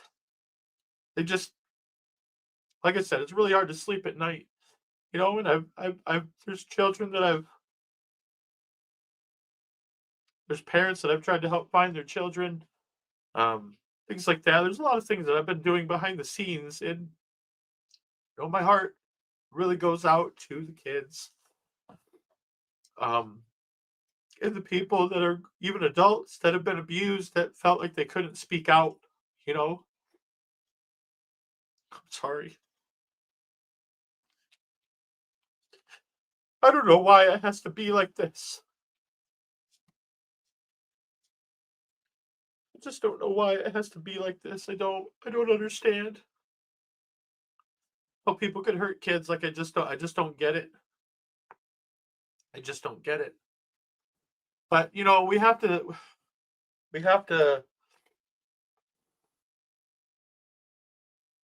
we have to stand up now. Now is the time. Now is the moment, because in the great tribulation it's not gonna it's not gonna get any better. Now is the time where we stand up. Now is the moment. Now is the time. And if you don't stand up for something, you're gonna fall for anything. And so I think that it's so important that we get involved, people ask questions, people do research, learn more, get educated about what human trafficking is. Or even, if you want to start doing your own investigations in your area, get a hold of me privately on email, and I'll teach you a formula that'll help you to go out and look at like where you can just begin to start looking, because it's not hard.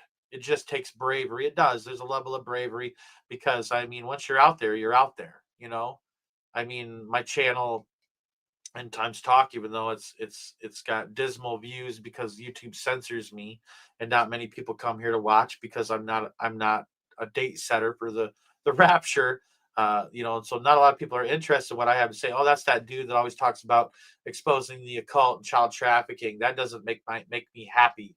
And so it's not a feel good message here all the time. Even though I pray for people and I care about people, like it's just not a feel good message. And so uh, I'm sorry, I'm losing track here. I got to stay on topic about Mackinac Island, but I appreciate that, Tony. Yeah, I appreciate that. I will check in my email after my live, and we'll make contact. That's awesome, Cher. That's awesome. There's a lot of different people that are rehabilitating children. Hold on one second.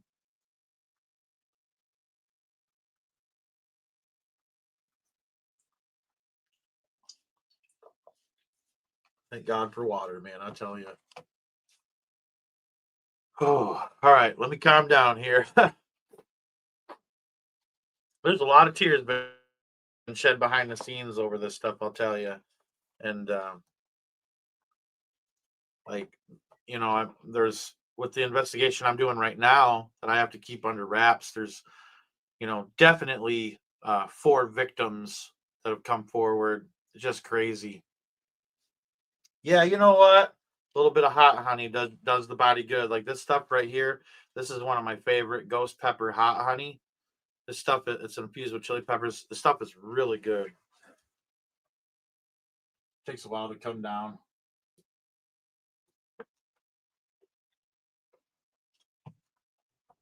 I get anxiety attacks, and it's the only thing that takes anxiety attacks away from me. And it's cool because like hot honey, it opens up your arteries, your blood vessels. Excuse me. Oh, that was hot. That was a burp that went up my nose. Anyways, so the capsaicin, it opens up your arteries, it opens up your blood vessels, it helps your blood flow better, it helps your heart pump better. They actually say, and I got to be careful because it's medical advice, but they actually say if you're having this, you know what I mean, an attack, and it has to deal with your heart. They actually, and I got to kind of break this apart and spread this out here so it doesn't sound like it has anything to do with what I'm saying. But they say that you take a spoonful of cayenne pepper and you put it in water and you stir that up and you drink it real quick. It'll actually stop that from happening. That'll stop that from happening. Doctors say it, and I know an actually Luke, the baptizer that was just in the live chat earlier, he'll tell you that as well. And he was EMS. So yeah, it's really good for anxiety attacks, and it takes my mind right off it, and it helps me calm down. Like, whew, all right. And anyways, so this stuff is so far spread, and it's up to each and every single one of us to educate ourselves as to what to watch for. And like I said, it can be as simple as looking like a family going on vacation, because some people are selling their children. They're pimping out their kids, for benefit. And that's what happened in Kathy O'Brien's case. Her dad was sick in the head. And Kathy said that her dad had been abused and her mom had been abused. Most of the people doing this have a background where they, have dealt with that themselves. And Kathy O'Brien said that her abuse started with her dad, but ended up in the Freemasonic Lodge in Muskegon, Michigan. She said her grandfather actually owned the lodge and was a high level Mason. And she said that she was passed around at the Masonic Lodge. And I'll tell you this much: I had a buddy that rented out a. So there's a Masonic temple I know about. I won't say where. Uh, um, there's a Masonic temple I know about, and it's a 3-story building. On the 3rd floor is where the Masonic temple actually is. Cameras everywhere. Cameras everywhere. Camera right at the door that leads up to the 3rd floor of the Masonic temple. But there's businesses that rent out all these other rooms in the building. Okay. And I know a guy that rented one of the rooms, and the room was actually the room that was right next to the hallway that went up to the Masonic temple. I kid you not. This is a true story. I kid you not. He told me that he witnessed multiple times Freemasons, and he didn't know what I know now back then. Otherwise, something needed to be done about it. But he said he witnessed multiple times where Masons were bringing kids in. We're bringing kids in at like midnight, 1 in the morning, 2 in the morning, 3 in the morning. All right.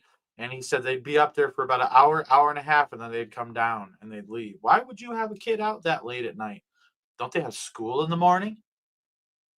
And all these are old farts, old gross dudes. You know what I mean?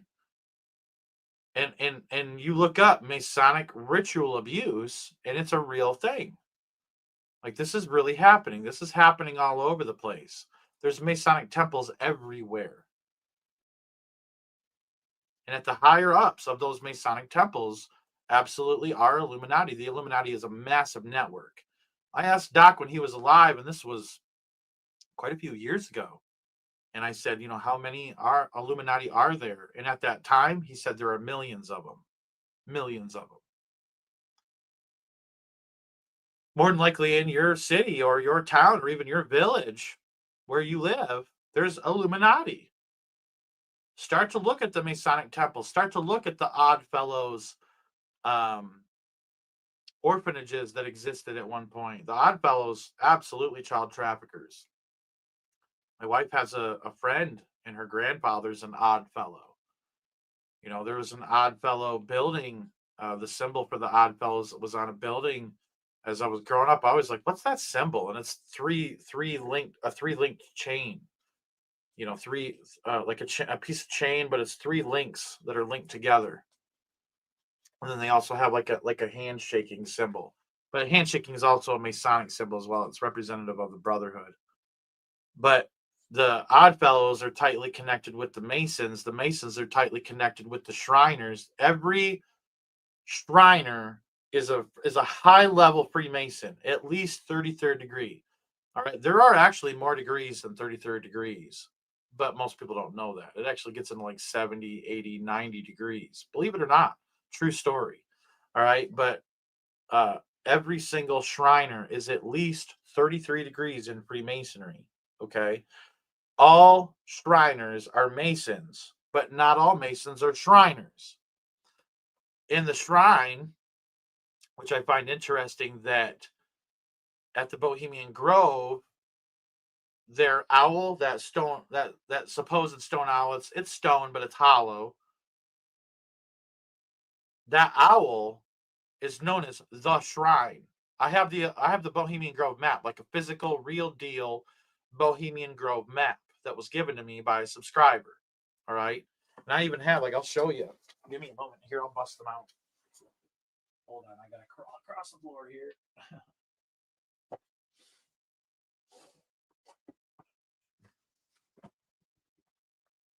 I have in my possession 3 of the Bohemian Grove annuls that exist out there.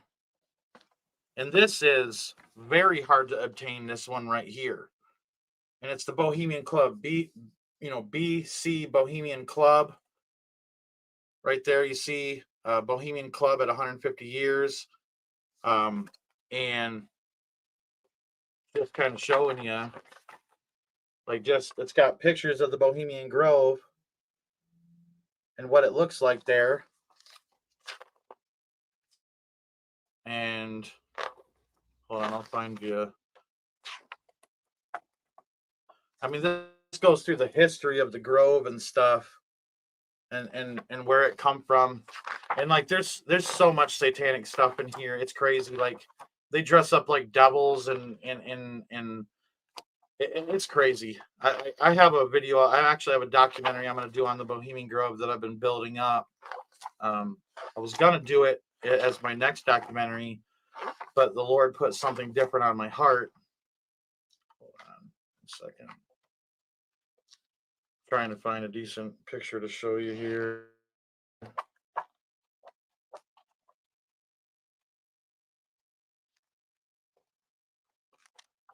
Yeah, right here. Here's some some artwork of the actual shrine. That's the owl, in the camp, and that's known as the Shrine. So, and what's funny is, even pictures in here, Bohemian Club, right at the club in San Francisco, they actually have pictures of Shriners hanging up in the club. There's like artwork with the, like the red fez hat. And it's funny, they have that Shriners Children's Hospital. And there is, for instance, give me a moment here. I'm going to bust out something here. Hold on.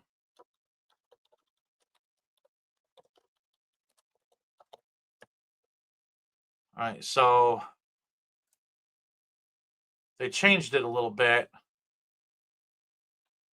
Give me a moment. I'm going to share this screen with you guys. But right here, You see a Shriner carrying a child, a female child. And then you see here, the logo, the Shriner carrying the child. Right there. You can go and you can look up Masonic Children ID program. And once again, they have there's the Freemasonic symbol right there. Let me make sure this is on there. Oh, it is. Okay. The Masonic symbol right there, and they're fingerprinting children. So Masons want to know where your children are. Maryland CHIP, Child Identification Program. Look at this. Oregon Freemasons Child ID, easy, safe, smart. Salem Lodge. Ooh. Right here. Masons. Iowa Safety ID Program. In every state, they want to know where your kids are at. New Hampshire. I mean, it's all there, folks. Everything I'm trying to tell you, it's all there. And so this stuff is going on. And so like Masons are connected to Oddfellows, are connected to Shriners. At the top of the shrine, there is the Royal Order of the Jesters. Give me a moment here and I'll look this up for you. I'll show you some stuff.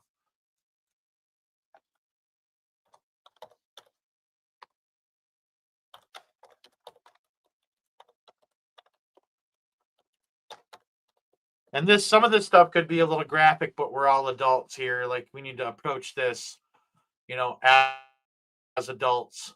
Okay. So I'm going to show you this here, but this is how the stuff exists. But they have pins that they use. All right. And there's a lot of them. All right. And they're in every state. There's multiple courts in every state, is what they call it. Like right here, like this little guy right here. I forgot who created it, but it's called a Billiken, and it's actually a like elf demon. And it's naked. Okay. Hold on one second here. I'm trying to find a specific example. Hold on one moment.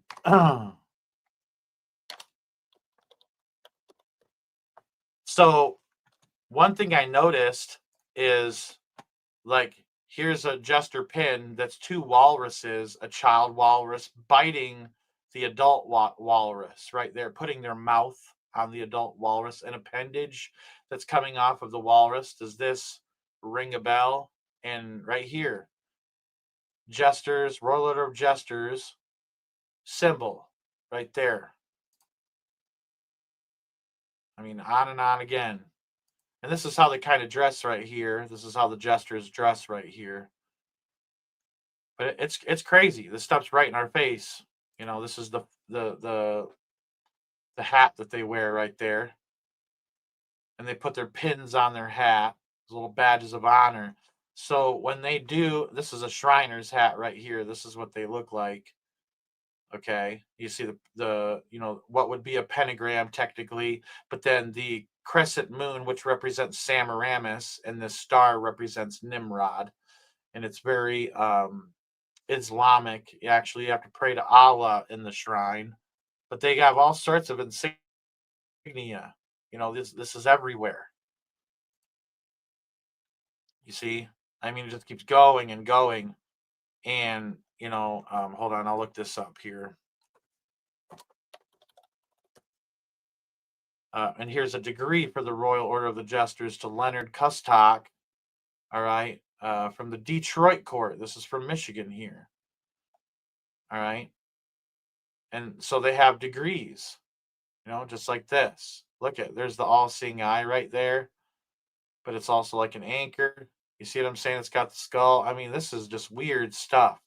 But so what I can tell you is that jesters, okay, that is where it starts to get really perverse. And I cover all of this information in Mackinac Monarch 1. where I talk about the jesters and their crimes. And it's down to trafficking women and children and them interacting with those children. And there's proof, basically in the first documentary, Mackinac Monarch 1. And the jesters, I actually have a jester's pin that shows them on a Mackinac Island ferry heading to Mackinac Island. Okay, folks, it's prevalent. And so if you have Freemasons, if you have Oddfellows, if you have Shriners, you have jesters. And if you have those four things, okay, if you have those four things, you can almost guarantee something is happening in your community. Okay. All right. And you can look it up. All right. Masonic lodges usually have a number, and the free and accepted Masons. And then but here's the thing. There's some areas out there, okay, where actually they have clandestine lodges. A clandestine lodge is a lodge that isn't, um, uh, accepted by the Grand Lodge of whatever state that it's in. It's like it's a secret club. It's an offshoot. It's an off branch, kind of like, you get different cults. You know what I mean? And none of these people have loyalty to each other. That's why they blackmail each other, and they do this stuff to children, and they use it to blackmail each other. And so, in my care, why do they have no windows? Is because they don't want any prying eyes. They don't want any prying eyes. Yes, you have to be a Shriner to be a jester. Absolutely have to be a Shriner to be a jester. And here's the thing. If you get into the shrine and you're a Shriner and you ask to be a jester, you'll never be a jester. It's by invitation only. And they even tell their people that if you ask to be a jester, you'll never be a jester. That's the way they say it. And it's basically, I'm sorry to say this, it's a sex club is what it is. It's a perverse sex club full of debauchery and pedophilia and this is an all male club. All right. And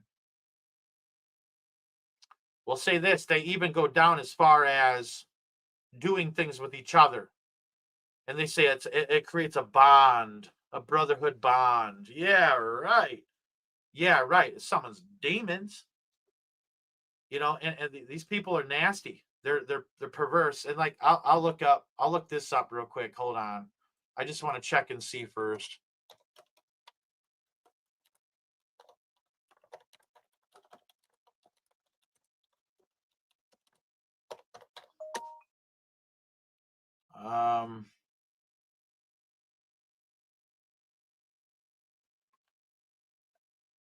Give me a second here.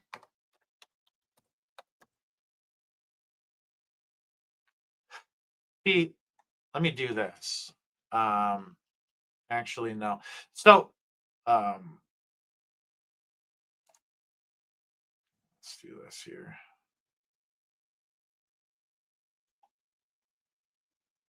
So some of their symbols, they're really perverse, really, really perverse. And how about we just say that, like for instance, I'll show you this one because it's not too bad because what I'm finding is really rough. Give me a moment here. So if you notice, this one right here, it's a Billiken with its hands tied. And it's quad court class of 2017. Right there. And it's multiple courts. It's court 71, court 141, court 144, and court 77. So that's why it's a quad court. And you see how it's in witchcraft, in the occult, they're all about knots and binding. And so they believe during ritual, and each victim has to be bound, right? So for a witch or someone in the occult, knowing how to knot things is really important. And while they're tying that knot, they perform ritual, and they believe the power goes into that knot. And There's some knots they tie, and when they do satanic rituals, they untie that knot. They believe it looses the power of that demon to go and attack people. All right, and so it's very the knots and the binds are very significant in the occult realm. All right, and I'll be getting into that more in the newer documentary that I'm doing, but I'll leave it at that for right now. But there's a lot of stuff that people don't know about the occult that they need to know, and this stuff is right in our faces, folks. Yep, exactly. Binding spells. That's exactly what I'm talking about, Michelle. And so if you have Freemasons, Odd Fellows, Shriners, you have jesters. And if you have jesters and all those other, you can guarantee something's going on in your area. I can guarantee it. I mean, it's not a matter of if or when. It's happening. Yeah, it really is, Alex Bloor. But I can tell you right now, that their enjoyment of their evils are very short lived, very very short lived, and everybody has a date with death, and they'll wish that they hadn't done this to the children. It would be better for them to have a millstone hung about their neck and drown in the depths of the sea. Uh, you know, it's yeah, definitely in northern Vermont. Luke the Baptizer says, and so there's more I can say about all of this, but I'd like to definitely like do this again where we do another Q&A. If you have questions about any of what I've said, throw them out there now, because I'm not saying I'm going to end it now, but if I start running out of subject matter, I'll probably end it a little sooner. But it's something I will tell you is, if you want to know what's in your area, go to the graveyard. Gravestones don't lie. A Mason, and I even have this. I'll show you this in your area. Okay, like for instance, I have this. It's the Grand Lodge of Free and Accepted Masons of Michigan, but it is their membership album. I can't open this in front of you, but I can tell you that every name, address, and phone number of every Mason in Michigan at the time of 2013. It looks like I got some hot honey on there from yesterday's live. I didn't notice that. Still good. Anyways, getting one of these, I think I got this for like $15 on eBay, and it allows you to know who's who and what's what, and to tie things in if you are going to investigate. And so yeah, it has every name and every phone. I mean, it has their degree, it has what lodge they're a part of, where they live, their address, their phone number, all of that stuff. And so yeah, it's but the gravestones, they don't lie, and it tells you how prevalent masonry is in your area. Masonic gravestones, Odd Fellows gravestones, all that stuff. That's okay, Tony. It's good to see you. Thank you for hanging out with us and being a blessing, my friend. God bless you, and I hope that you have a great appointment in Jesus' mighty name. Elizabeth Franco says, so like what about the donations to that hospital? Yeah, that's what I'm saying, Elizabeth.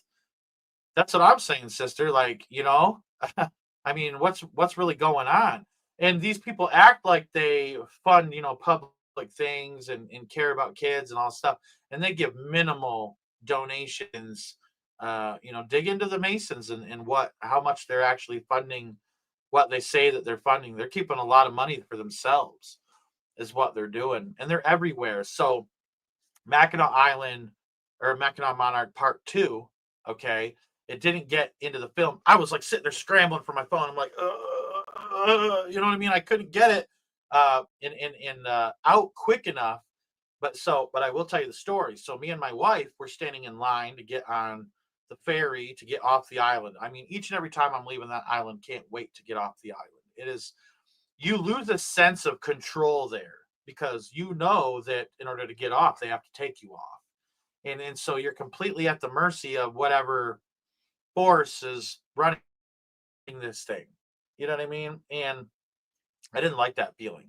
I don't like I can I can scrap. Like I'm not a person that is afraid to fight at the drop of a dime to protect myself or my wife or anything like that. But when you're on an island, you can disappear, and it's a very dangerous situation.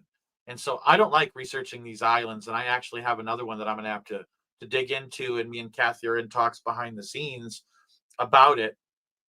But anyways, what was I saying before that? Oh yeah, so getting ready to go off the island, and this literally it's me and my wife, and then a man and his wife in front of us. We were at the front of the line to get on the ferry to get off the island, and this dude goes, "Hey there, brother, like your hat." And this dude, I look over and on his hat, it's got the Masonic square and compass. It kind of it has the symbol like that. You know what I mean? And it's got the G in it. That's a Masonic square and compass.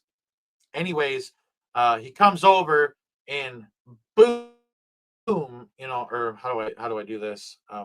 But they did the Masonic handshake. This right here is third degree, second degree, first degree, and so I can't do it with myself, but you know it's like this or this or this. You see what I'm saying? That's how a Masonic handshake works. And I watch them and they're like, boom, and then the guy shows him his ring because they're all about their symbolism. He shows him his ring. He says, yeah, I'm 33rd degree out of this and this and that lodge in Ohio and blah, blah, blah. And so Masons are interested in that island. Masons are definitely interested in that island. I have not heard about Harson's Island. Share. Explorer says, have you heard about the CIA used Egyptian rituals to cause people to have multiple personalities, and in that ISIS was created because of a hatred from their torture? I haven't heard about the ISIS part, but I do know they use occult ritual to fracture personalities. Absolutely. Yep, absolutely. Sure, says my Lutheran church would not allow a Mason in our church. It was considered a secret organization. They did that right. Yeah, so I mean, these people are interested in this stuff, and they come there to hurt kids, and these dudes are a bunch of kid diddlers, is what they are. And not every Mason is evil, but they're being indoctrinated to be evil. And the Shriners, though, that's a whole nother level. Let me show you something here real quick.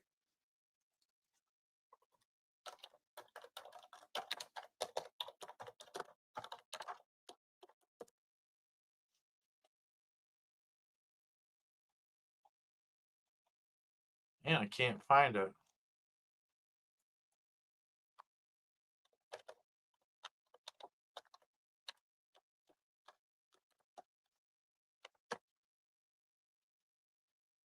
Yeah, goodness, I can't find it. The card with the Illuminati or with the Shriners on there. So there's an Illuminati card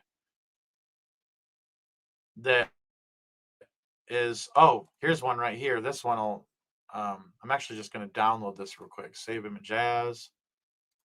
I'm going to show you this. You guys are going to trip when you see this.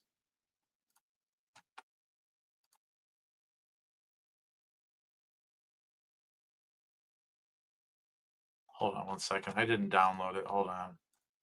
Goodness gracious.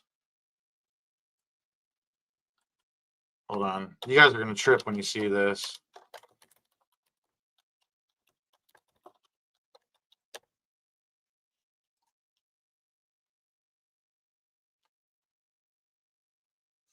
Oh, man. Why does that have to be so difficult?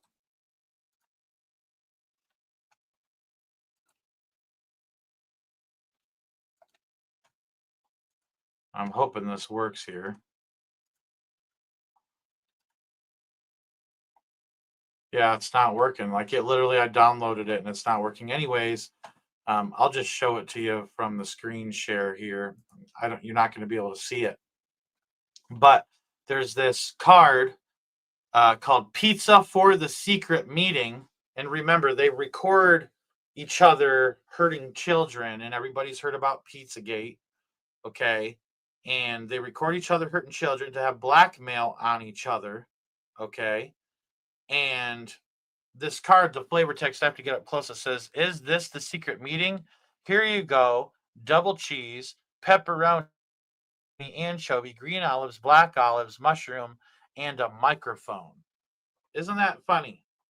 Because they hurt kids, and the toppings of the pizza is the type of children they want, and they record each other doing it. And so this card right here is literally called Pizza for the Secret Meeting, and that's an Illuminati card. You see what I'm saying? It's prevalent everywhere, and they're telling you they're doing it. You know, Disney's been telling you that they're doing it. It's all a part of it. You know, and so it's a difficult situation. But I'm gonna be honest with you, Jenny, the Shriners, they're higher up than most Freemasons, yes, because they're all high-level Freemasons. So they're more privy to the darker things of Freemasonry and in the occult and the child trafficking, the human trafficking, absolutely. But are they darker than Freemasons? No, they're both just as dark, but what one is just higher up the chain. Okay, so but I'm gonna be honest with you, like, I have a lot of research to do, and I got to get going to start some of that research for this next documentary that I'm working on. If you can, someone put my email in live chat. But if you feel led to, and I actually will just put it up real quick. Give me a moment here. Sorry about this. Share screen. So if you feel led to help me in my investigations to go out and expose this stuff, all right, it takes almost a lifetime to learn what I've learned, and I will apply this stuff, and I am going to attack these people head on. But my PayPal is right here. It's paypal.me/end times talk, all lowercase, all one word. And you can just literally click on that and it'll take you right to it. Even $5 helps. I mean, I'm really scratching up here to do this investigation. And then right after this, I'm going to be investigating in Grand Rapids, Michigan. That's a huge hub. It's number 2 in the state of Michigan, but it's all about knowing where to go and what to look for and all that stuff. So, but if you feel led, it truly would mean a lot.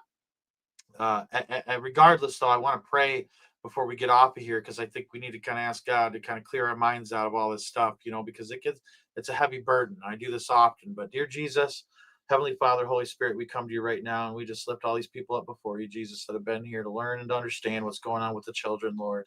I pray that you protect their minds, Lord, from all the information, but you help us to retain and absorb the information so that way we can be more aware of what's going on around us and expose the enemy. I pray, Jesus, that you would give us the knowledge of your will and all wisdom and spiritual understanding. I pray that you would move hearts to stand up for children, Lord. I pray that people would be led to stand up for children and to pray for the children and to pray for the people and back up the people that are doing the fighting, Lord, and putting themselves on the line. I pray, Jesus, that you would bless your people this day and that you would just anoint them and encourage them, cover them with your blood, Jesus, and your precious Holy Spirit, Lord. I just pray that you would protect them and their families, their children especially, Lord. Pray protect their homes and their vehicles and their property and everybody in their workplaces, Lord, and their family members that are near and far. Please keep us safe in these end times, Lord. We know that time is short.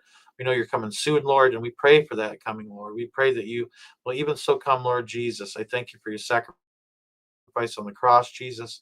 I thank you for all that you've done. And we plead that blood over our minds and over ourselves this day. And we just ask you to clean us out and wash us clean and to set us on solid ground, Lord. And we just thank you for this time to discuss these important matters. And I pray that people will learn something today from what we've talked about. And I pray that people will go watch those 2 documentaries, Lord, and that they will share it with other people that they believe that need to see it. And I just pray, Jesus, that you would bless everybody here, bless this channel, bless everybody else's channels, Lord. And we just ask you to strengthen the body of Christ during this time. We're just under so much attack, Lord. I pray that you just give us peace in these last days and that you just will see us through to the finish line. In Jesus' name I pray. Amen and amen. I appreciate you guys so much, and it really means a lot. You guys come in here and listen to me babble on about this, but it's, you know, it's an important subject matter that needs to be talked about, and not many people are doing it. And I really wish that people would get more involved, because God's going to say this, that you had a chance to get involved and stand up for children. Did you do so? And it's a real thing. Like, the children are important to God. He says, suffer not the little ones to come unto me. And so if we stand in the gap, change can happen. It's not impossible. It's not impossible to make an impact. Okay. I love you guys so much. May God bless you all. May he keep you. And please don't forget to go out and change this world in which you live. Now, let's go down the rabbit hole.